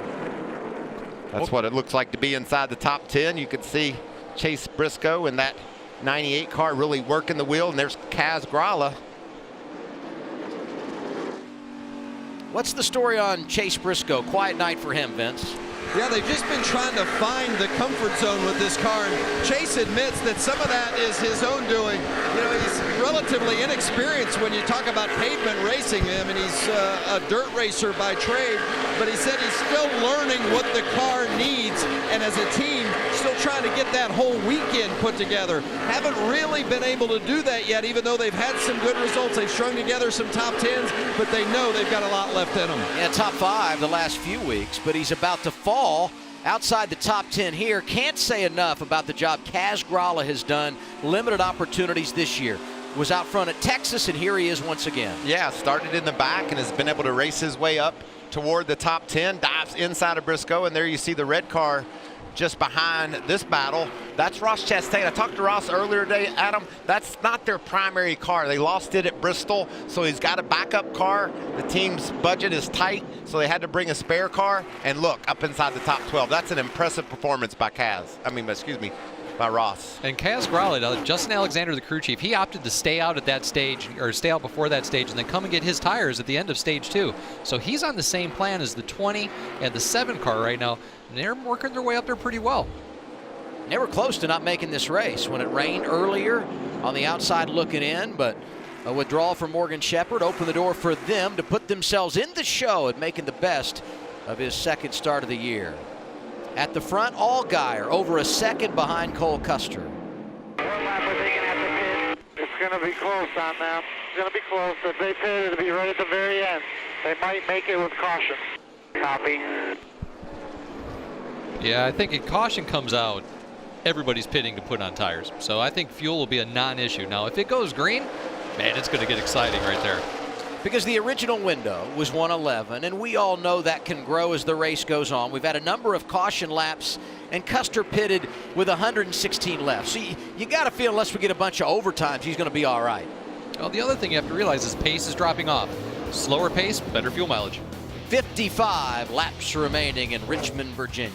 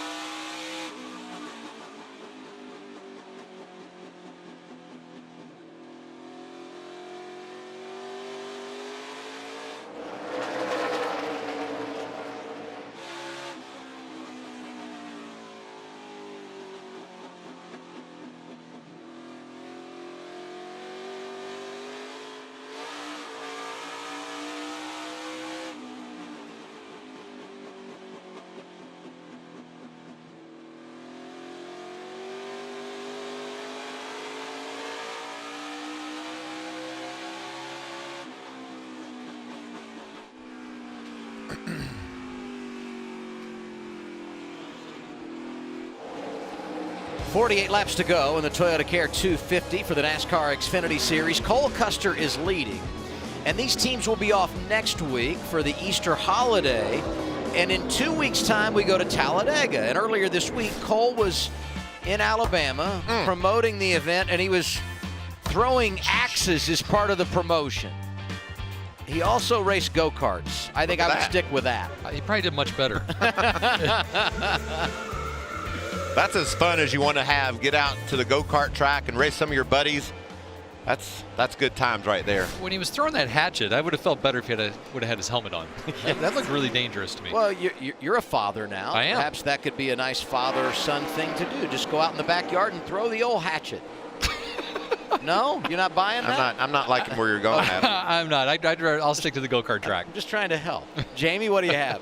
Well, about 20 minutes ago, Cole Custer and this 00 team thought they had this race wrapped up. They thought they had the win. His dad is pacing, wearing out the pavement down here. Well, look at this. This is in his pit box. This is the radar. The racetrack is right here. Look at this green blob. It keeps splitting around the racetrack. And Cole just came on the radio and said, where is the rain? It is dry as can be right now. His crew chief, though, keeping the hope and just said, hey, 15 more laps. The rain is coming. I just got a text from Daryl. You know why he thinks the rain isn't here. Tell us, remind us. Yes, the O vortex theory. Cars whipping around is keeping the rain away. Man, I've always wanted to say he's crazy, but I'm telling you, I'm looking at my radar, and it's been like this all night long. As soon as the weather gets right to where the dot is for Richmond, Virginia, it dissipates and it stays dry. And Cole Custer says, darn you, Chad, I don't need that right now. But he's been able to not only maintain his lead, but he's grown it a little bit over the last few laps. How about these cars battling up inside the top 15? You mentioned Chastain. Yeah, and there's Gray Galding. He's been good all night long. And then Dylan Bassett in the 90 we talked about earlier. You know, Bassett gets up there in the top 15, then something happens, they fall back. Maybe it's part of a cycle of strategy or whatever. But I think both he and his brother Ronnie have proven how talented they are. And it was a tough situation a few years ago for this family. They were running in K&N. A fire at the shop took out all their equipment. So they've had some tough times to battle through. But a couple of kids out of Winston-Salem and getting an opportunity and showing just what they've got. Been impressive.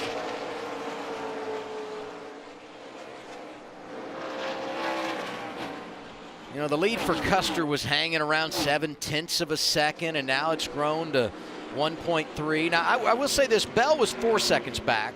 He's now got his deficit down under 3 seconds, but it's just not going to happen at this stage unless Custer really has a problem. Vince? Well, and you wonder, Allgaier had to be so aggressive to get up through the field to get to the position he's at now, how much abuse he put on those tires. He says right now that just not the grip that he needs to cut into that lead. But Allgaier holding steady at second. And of course, both of them have Allgaier and Custer with a set of tires left in the pits. And Vince, I agree with you 100%. That's exactly what we saw. The drop of the green flag. Justin's 3 wide, passing guys at every opportunity. And oh, we got a caution on the front straightaway here. Looks like the 52 car Stars spun. Good job, bud. Good job. See, he's got a right rear flat there. Maybe that caused the spin. And the reaction from Mike Shiplett. Go 40. I got a little help. I don't think it was the right rear tire flat. We'll get the yellow here. They don't see it. Yellow, yellow, yellow. Interesting opportunity here, or an opportunity now for the 20 car. He's toast now. I would have to agree with you, Michael. These guys are going to pit.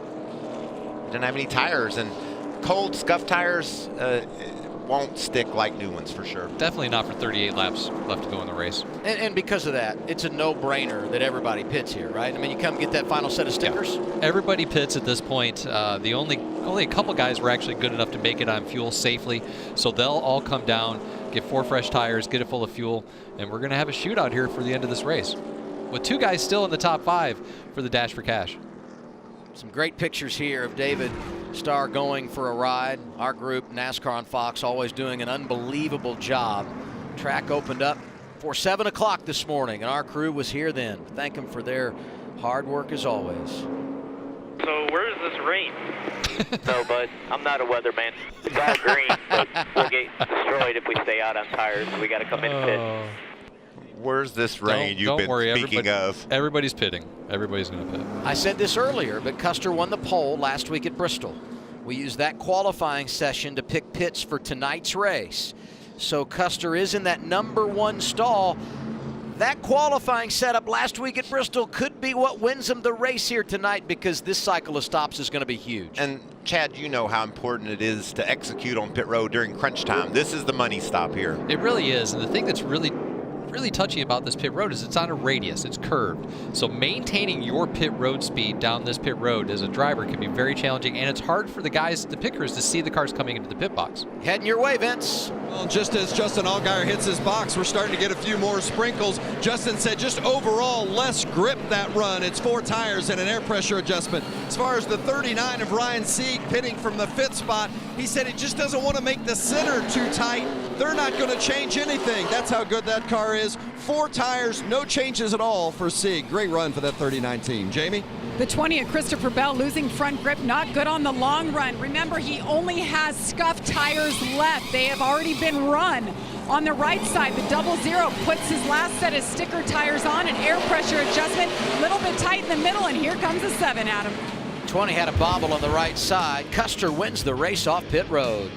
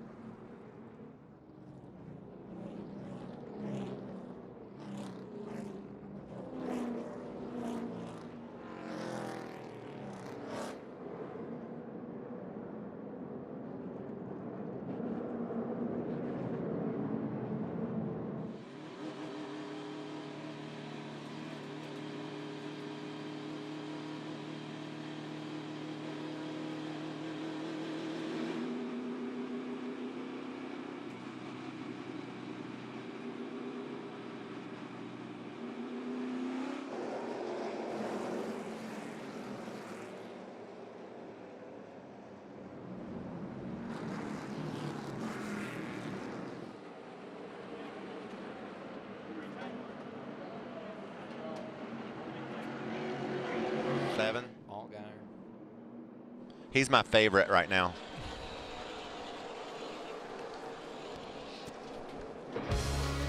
Going to get a restart with 32 laps to go. It's all on the line in the ToyotaCare 250 for the NASCAR Xfinity Series, second short track race of the year at Richmond Raceway. Front row, Cole Custer, the leader with Allgaier, Cindric, Zane Smith behind him.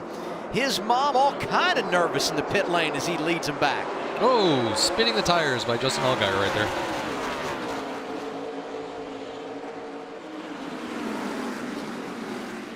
Oh, there goes Gregson around. Watch, hold your brake. That was a great job of driving by those cars that were able to avoid Easy on those Gregson. tires. He just took life out of those tires. Easy on those tires. Once a crew chief, always a crew Hey, chief. man. Coach him up, That's my Chad. last set. You got to take care of those tires. You nailed it, Chad. That 7 car just tried to get on the gas, and look, sideways it goes, and it just creates a log jam behind him. We talked about it earlier in the show, Michael. Coming off through that restart zone, you actually drive up into the banking, and that inherently makes your car free. Wow, Kaz's car didn't turn. Now that to me looks like he was on the splitter. Low tire pressure. You see that a lot at these short tracks. The car will sit down on the splitter and just go straight up the racetrack. That's definitely what was going on. Look how fast he was heading up the racetrack, like you said. And God, what a good job there by Haley getting by. Tough restart for Junior Motorsports. The spin for Noah Gregson after the 7 of Allgaier spun his tires and caught in the middle. The 8 of Zane Smith. Here we are on board Chase Briscoe. Keep digging. They're wrecking easy now. We're wrecking yellows out here. This is an amazing move. Watch Justin Haley. Whoa, missed one. Oh, there's another one. Wow, that was beautiful. I think it was Greg Galding he almost hit when he dove down low. We'll see it here. It's just so frustrating late in the race when you're lined up like that. Somebody spins their tires and everybody tries to take advantage of it. And everybody is 10/10ths right now, trying to get everything they can out of their race cars. With only 30 laps to go, you've got to go for it. Love that move by Haley. And after the caution came out, a little nonverbal communication. Oh, hello. Chad, you need to tell him to take care of those tires. He's still Well, abusing them, darn not only it. that, he just ripped a hole in the left rear quarter panel. Look, if you're going to get into a car fight, do it under green when it actually means something. If you do it under caution, it doesn't do anybody any good. Sounds like an experienced NASCAR crew chief speaking there. Now the driver gets mad and he forgets those words momentarily. I need relief. I've got to go show my displeasure, and the only thing I have is a car to do it with. But to put it all in perspective, a year ago, he was second here in his debut. He thought so much was on his way tonight. Yeah, sorry about that. I rolled in with everyone else and just totally lost the nose. Yeah, let his spotter know I was totally a mistake. Side by side with it. Yeah, and you could see it, Chad. He just, like you said, got on the splitter. He said he lost the nose. That means the nose bottomed out on the track, and the wheels, the front tires just come up off the pavement a bit. Yeah. And he's hard on the gas. He's really tight on the 9 right there and trying to make an opportunity to go to the inside. I'm assuming that's what was going on. You can almost see there's no daylight underneath there. And look at it just change lanes. Yeah. Unfortunate for both. I do believe, though, if Kaz is able to calm down, he sees a replay of this, he'll understand that that car just, I mean, it just took away. It just took off on him, like he said. We're talking about everything that went wrong here. Let's talk about what went right. Ryan Sieg, who was back in 6th or 7th on the restart, is now 4th. And just in front of him, where in the world did Tyler Reddick come from? He is 3rd. Did they get that power steering fix? That's what I want to know. Well, it looks like he's shaking his tires around a bit, like he may have. I don't think he could run as good as he is right now if it was totally out. Maybe intermittent. Sure. Which caused him issues, but that's a great recovery for a team that didn't like their car from the time they unloaded it this morning, right up there racing for the win. Going to be 25 to go when we get the green flag. Cole Custer is the race leader. I mean, the radar's got it right on top of us. I'm ready for it to start hitting the back of my neck. Either way, we got the best car. Either we'll get it by rain or we'll get That's so it by funny. winning this thing, but The drivers, you know, they don't have access to radar. They think somebody's pulling my leg. I've heard about this rain all night long, getting ready to dump down on us. A few sprinkles is about all we've seen. Custer trying to win for the second time this season. Cindric, who is to his outside on the restart, never won in the Xfinity Series. Air pressures are up in the tires now a little bit. Good start by the 22 of Austin Cindric. Reddick out of line, same for Allgaier. 3 wide into 1. Whoa, look at that. Great momentum off the corner on the high side. Strong power move. Cindric to the race lead. Allgaier inside of Reddick. Yeah, watch that 7 car. You talked about his sideways there. That's touchy. I don't know about that start. I think NASCAR will probably take a look at that and see if Cindric broke first. Let's see it one more time. He beats him to the start-finish line. That's not illegal in this situation. It just depends on who. Start is clear. Everyone's at minimum. Don't you love that? He just made a great move. It was so good, NASCAR said, we better take a look at that. And Austin's in a great spot right now, much like we were talking about. As soon as the car behind you gets into that dirty air, it slows their momentum down. So even if Austin hasn't been as fast as the 00 all night long, right now he'll be able to manage that fairly well, I think. Man, Justin really dove down into turn 3 and took that position away from Reddick. He's going to battle back with the crossover move on the bottom. Justin knows how important in that 7 car, how much he needs to get this spot away if he's going to go up there and win this race. Another look at the restart. And a little contact from Reddick and Custer there. That might open the door for Cindric. That is exactly why the 00 spun his tires right there. They were turning like racetrack. And I was thinking during the caution, and Adam, you'll understand this. There's nobody that's going to be wilder in a sprint for the checkered flag than Tyler Reddick, and that's exactly what we saw there. He got too aggressive, though, and it cost he and the 00 both. On your tight. Bell on those older tires going in the wrong direction. He's now outside the top 10. Meanwhile, here is Custer trying to reclaim the top spot from Cindric, as we will see 20 laps to go the next time around. You see the 00 starting to move around a little bit, try to get some of that clean air and get the momentum to get alongside the 22, run just a little bit higher up the racetrack. And he's making it work. Yeah.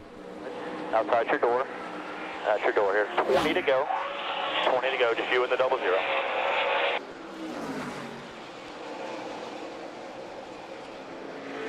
Still even.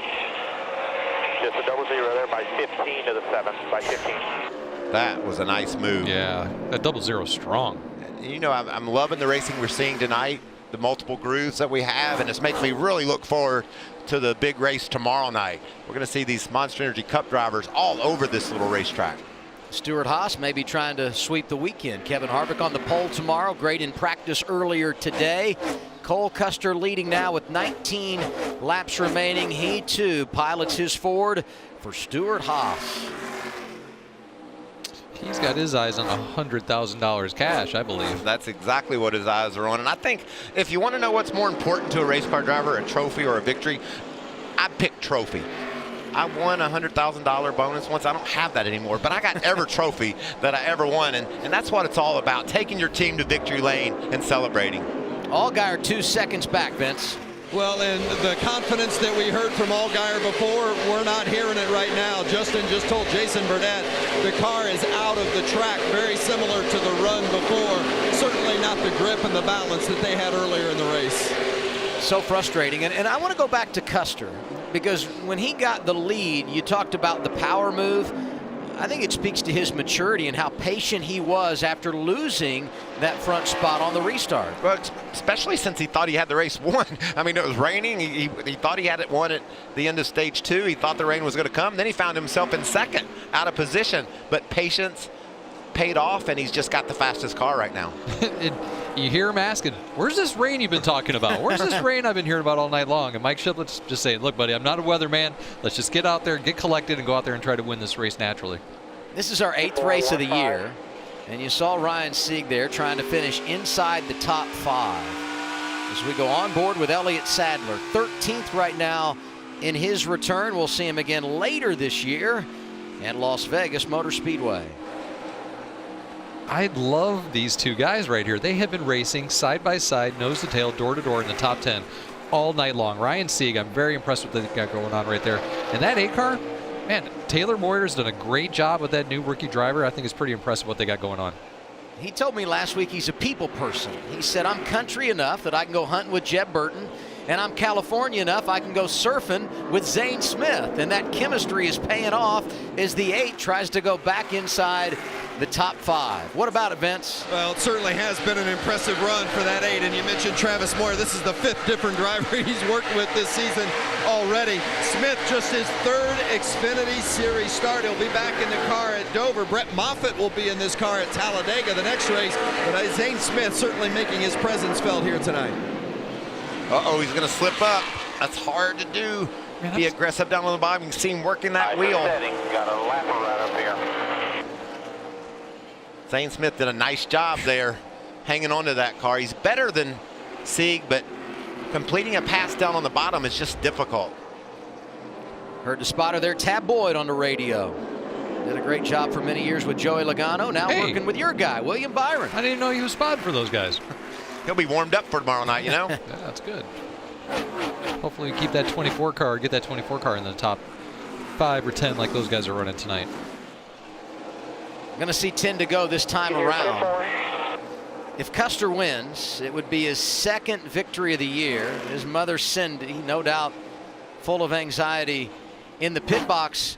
But what kind of a statement does this make, and what kind of a message does it send, multiple victories this early in the year for this team? I think he made that statement at California when he drove to victory lane. That was such an impressive run to beat Kyle Busch the way he did, but just the job he's doing in general behind the wheel of that 00 car. He's proven that he's championship capable and can win multiple races. I think it just sends a message not only to his team that I can get it done behind the wheel, but the competition as well. 9 laps to go for him, Jamie. And that win back at California has done a lot for Cole Custer personally. He said just knowing they have that win in the bank relieves a lot of stress and second guessing himself. And I think that's exactly what we saw with those patience. We saw how patient he was after that restart. Now here he is looking to get his 2nd win of the season. I like the versatility of that team right now. They're able to run fast at a very high wear 2-mile oval like Fontana. They're running fast in a short track here at Richmond. They've shown speed just about everywhere they've gone, and I think that really bodes well for them going through the summer months and getting ready to go into the championship hunt in the fall. And same the case for this guy. Austin Cindric's done a nice job in 2019, proving that they've got the speed to compete for wins as well. Kind of disappointing last half of the race for the 7. We know how upset he was last week after winning the first 2 stages that he couldn't close the deal. That frustration is only going to grow after tonight. I know he didn't get the checkered flag, but in a way, all they fought through, really from the start of practice, a little bit of a moral victory for the 2 team of Tyler Reddick, who appears to be on his way to another top 5 finish. Maybe the biggest disappointment for him, he's going to be 2nd in line when it comes to winning that $100,000, the bonus that is given out in the Dash for Cash.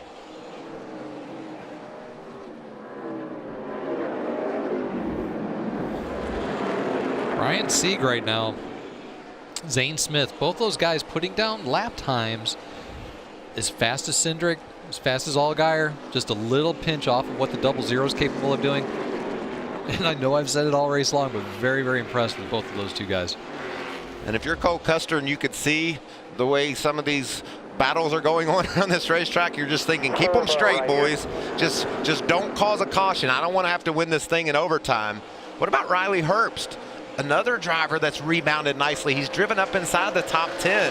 That's an impressive performance for that young driver. 2 career starts, 2 top 10s for Riley Herbst if he can hang on here, and a great effort for Ross Chastain. Michael mentioned they lost their favorite car last week at Bristol. Good comeback for the driver for JD Motorsports. 3 laps to go for our race leader, Cole Custer. Got his first career victory in 2017 at the Homestead Miami Speedway. Thought last year would be his real breakout year. Didn't win till Texas. Was able to run for a championship. Came up short in South Florida, but he served notice early in 2019. I'm going to be back, and I want the big trophy.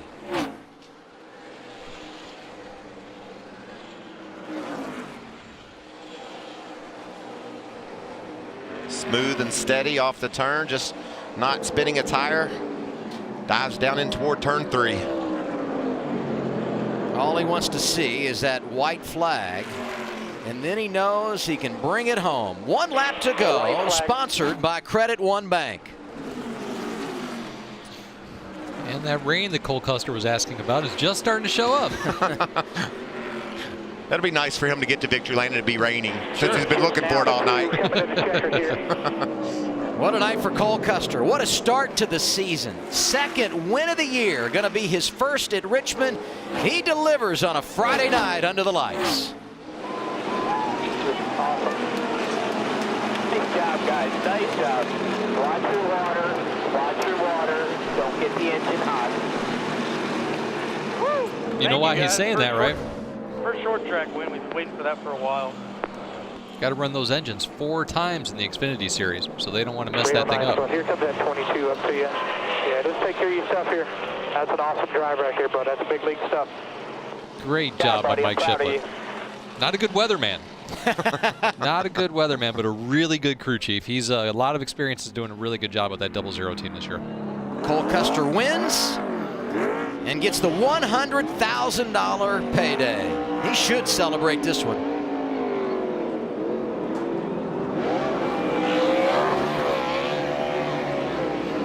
That's a beautiful job and nice crispy donuts.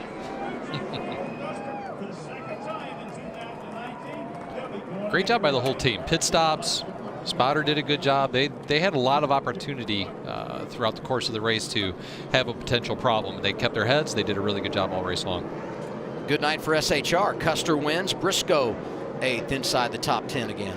Yeah, a lot of impressive runs for some of our young racers. Riley Herbst with virtually no experience in these cars, and he got trapped all the way back outside the top 20 for part of this race and was able to race his way back up toward the front.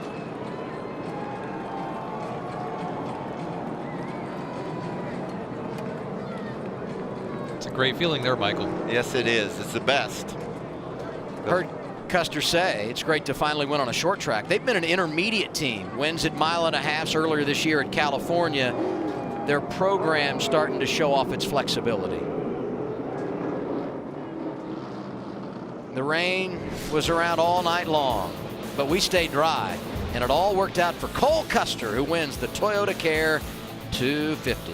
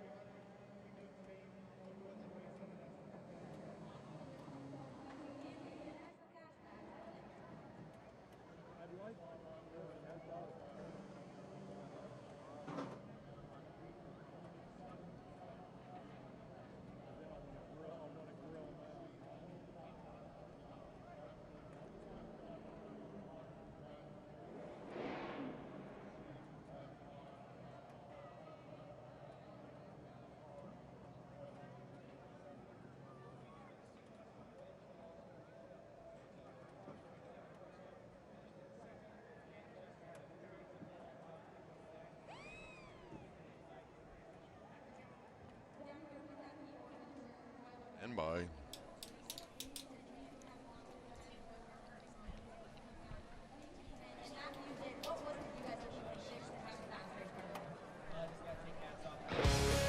The rain is falling. It's all over in Richmond, Virginia. 4th career victory for Cole Custer.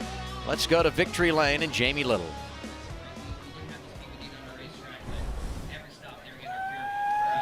As the raindrops start to fall, the Gatorade bath, the big check, throws it to the team. I think he's saying they could have the $100,000. Cole, this is a big win. I don't know about you, but it felt like this storm, this rain was 10 minutes away the entire race. What was it like from the driver's seat? Oh my, it was so frustrating. I was like, they kept telling me I'm like 20 laps away, never came. But we had a really great car. They made great adjustments as it went. Just can't thank Mike Shipwood and Davin and everybody back at the shop. They did a great job. This one means a lot. We haven't had a short track win yet. We've struggled a lot at short tracks, and this helped. This definitely means a lot. All my friends give me a lot of crap for being bad at this place, and I finally won. So I have a little bit of bragging rights there, so that's nice. But I don't know. I'm just so happy that 2 wins. That's pretty awesome. I think it's pretty big for your dad. He was wearing out his shoes on the pavement. Your mom was sitting there the whole time watching. But you won the $100,000. You have 2 wins now. What do you have to say about what you and this team are doing now this early in the season? I mean, I think we're in a great place. It's just we're going to get better and better. I think we start to figure out our cars later in the race, and I think the second time we go back, we're going to be even better. Just me and Mike working together for the first time at these tracks. So I think we're just going to be a team that gets better and better as the year goes on. Cole Custer led 122 laps and brings it home in victory lane. Vince? Justin Allgaier was 3rd tonight. You told me before the race today it's been a frustrating season. It's got to ease the pain a little bit. I know it's not the finish you wanted, but still very nicely done. Oh, thank you. Absolutely, it does. To have a solid top 3 finish tonight. Our brand professional agriculture Camaro was really fast early in the race, especially on the short run. And the pit call we made at the end of the stage there, it worked out obviously in our favor, but I pushed really hard to try to get back up to the front and just didn't have quite enough there at the end to really do anything. And then I made a mistake on that last restart. It really burns me up that I made the mistake, but all in all, a great day. We hopefully got the monkey off our back. Hats off to all the guys at the shop, everybody on this number 7 JRM team. They've done a fantastic job. And we qualified for Dash for Cash, so a huge thanks to Xfinity and Comcast for all they do for this sport and this series especially. So we'll go give them all we got in a few weeks at Talladega for Dash for Cash. Happy Easter, everybody, and we'll go have some fun. Yeah, nice job. 3rd place for Justin Allgaier. He's like a television producer down there. I mean, just setting up everything we're getting ready to do. Allgaier joining Reddick, Cindric, and Cole Custer, who won tonight. 2 weeks' time, they're going for $100,000 at Talladega. How wild's that going to be? Going to be crazy. It's going to be the best too, because maybe it's just survival of the fittest. Whoever gets to the checker flag could walk away with $100 grand. With the draft, you never know what's going to happen at that place. Jamie? And Austin Cindric ties his best finish in the Xfinity Series, bringing it home 2nd. I heard you tell those boys, get the popcorn and get ready on this final restart. Where was the 00 just a little better than you? Yeah, I felt like they just had a more complete run car. I felt like, honestly, we could fire off really well, and obviously probably got the best restart I probably could on the outside lane and made it work on the outside. But over the moon for everyone at LTI Printing, Ford Performance. Obviously get a 1-2 with those guys. They put a lot of effort into these programs, and everybody on the 22 team at Team Penske pushing hard to get me forward here. We're in the Dash for Cash next week at Talladega for the Moneyline 300, which is a big deal for me. That'd be huge to be able to put those 2 together and win on a plate track. So, like you said, time best finish. I want that one more spot, but we'll take it. Good night, solid night, great points, and move on. This is still all new to you, and to see you leading like that, something you haven't had a chance to do a whole lot. Does it just fuel that fire a little bit to know what it's like to run up there with those guys? Yeah, no doubt. I mean, it's something I've grown confidence over the last couple of years, and what it takes to be at the top of this sport. I'm still learning, and obviously we have spurts of brilliance there is nice, and trying to put it all together. And I was having some raindrops on my windshield when I was in the lead, and I turned into the most religious person you'll ever know, praying for it to just downpour as much as you can. But hey, it's not how it worked out, and still came home with a good finish. Well done, Austin. Thank you. Thank you. Vince? What a great showing from the 39 team tonight. Ryan Sieg and has already taken a bath in the sponsorship product, just as almost like you won the race tonight. Second top 5 of the season. Man, that was a great run for you guys. Yeah, it was great. The Lariat's Hard Lemonade car was great all night and leaned on a lot of experience. You know, we don't have all the resources and all the tools, and we leaned on Shane Wilson and Cowboy and myself to get a good car here and get it dialed in. And it is like a win for us. At a short track, top 5 is huge. We've only done that at a super speedway, and it's pretty exciting. It's like a win for us. We're getting better and better each week. The interview is over. Larry has come to the party. You know, for some it's Gatorade after a long night on a short track. For others, it's Larry's Hard Lemonade. Custer getting a shower as well.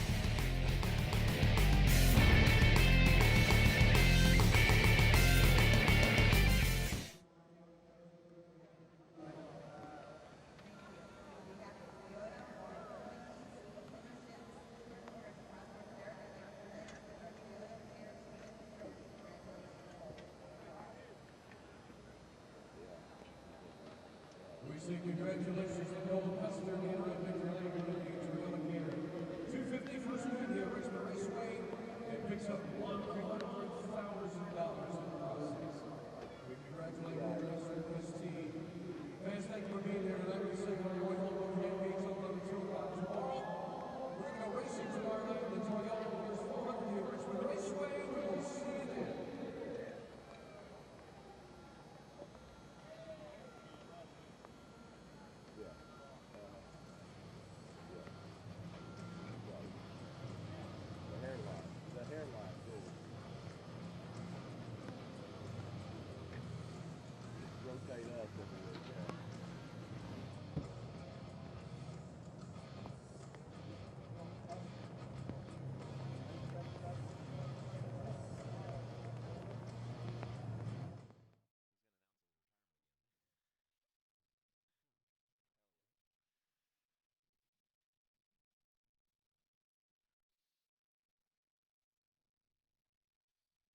The NASCAR Cup Series is spending their Saturday under the stars at Richmond Raceway. At America's premier short track, they'll be bumping and sliding as conditions change. It's anyone's game. Who'll conquer it all and take home the win? Coverage begins 3 p.m. Eastern on FS1. It'll be our first night race of the year for the Monster Energy NASCAR Cup Series. We'll see you tomorrow. First, more post-race coverage tonight. Vince Welsh. Well, what a fun night it was for Elliott Sadler. He ended up 12th. Hey, this doesn't look like retirement to me, man. I mean, here you are back with this group, and I know you and Chris Rice got it together tonight and finished 12th. How would you assess that? You got a big smile on your face, so I think it's successful. Well, a few positives. It didn't rain, so I didn't get shorted. I got to run 250 laps. We didn't run as good as I quite, wanted to run, of course. I got us off a little bit during the middle of the race. But I thoroughly enjoyed my time. I mean, halfway during the race, I'm going to tell you, I was definitely smiling. Like, I kind of missed this a little bit. That was fun, the racing part of it. And, thanks to everybody, NutriNag Solutions, all you guys for giving us this opportunity, and Matt Collick for putting this all together. I had fun. I did not run like I wanted to run, but I honestly had a good time. It's not enough to make you give up coaching third base. Oh, I'm not going to give up coaching third base. I'm having too much fun with my kids at home. I love my guys at Top Hand, and as much hard work we put into it. We got a lot more tournaments to win, and I stay in shape coaching third base. I'm a little animated, but I want my kids to be as happy and as excited as I am. But we have a lot of great things going on with that, and I love doing that. But I had a great time here tonight. So thanks to all the fans for all the well wishes and everything this week, getting ready for this race, and thoroughly enjoyed it. Well, we're glad that retirement's treating you well, but it sure was great to have you back in the sport. We miss you. Thank you, and I did not fall at the seat. I feel great. Let's go to JB. Well, Tyler Reddick, after being off in practice and just being low on your luck, the power steering goes out, and you came back. I thought you were going to make a liar out of us telling that story. How did you complete it and bring it back to finish in the top 4? I guess that's why we work out. Richmond's a kind of a racetrack where it's more a mental toughness, I feel like. And when you lose power steering, I guess it becomes physical at that point. But I don't know what happened there. Coming in the pits, we had something get caught up, and I think we kinked the line or something happened. But we lost power steering from, I'd say, lap 145 or so, or whatever the end of stage 2 was there. We pitted. on the end of the race. So it was a little challenging at first getting it figured out, but once I got a feel for it, it wasn't too bad. It was pretty manageable, and we just kept working on our race car and made it really good there in the end. We were able to hold on, gain track position all night long. Pickery did a phenomenal job. Randall and a whole bunch did an outstanding job up on the box. You know, didn't have the car I wanted tonight, but we were able to somewhat get a pretty good finish out of it. Now we're looking to go to a completely different racetrack in Talladega. You have a chance for the $100,000. What do you think are your chances there? Hopefully third time's a charm for us. We've somehow been right in it every time. Unfortunately, you know, this time we weren't quite good enough to compete and go for it, but you know, the car was so good that we took it to Daytona. It got the pole. It was handling so well. So I'm really curious to see what they got under the knife for us with that car. We got in one piece. I'm curious to see how fast it runs when we go back. Thank you. Thank you. Great night for Stewart-Haas Racing. Cole Custer wins, and his teammate Chase Briscoe finishes 8th. 6 straight top 10 for you guys. Where were you? A little bit good, a little bit not so good, but you finished top 10 very strong. Yeah, you know, awesome to see the 0-0 guys in victory lane, but honestly, this is probably, I feel like, our worst overall race of the year. We were really good at the beginning, which is kind of the opposite of how we normally are, and that, you know, as soon as the sun went down, we just really got really loose. Didn't have any forward drive all night long, so not sure what happened, but overall, to salvage another top 10 for our Nutri-Chomp Ford was pretty good. So going to Talladega where anything can happen and see if we can get in victory lane. Yeah, well done. Chase Briscoe, 8th place tonight. Fun evening here in Richmond, Virginia. Our post-race coverage continues after a break, live on FS1.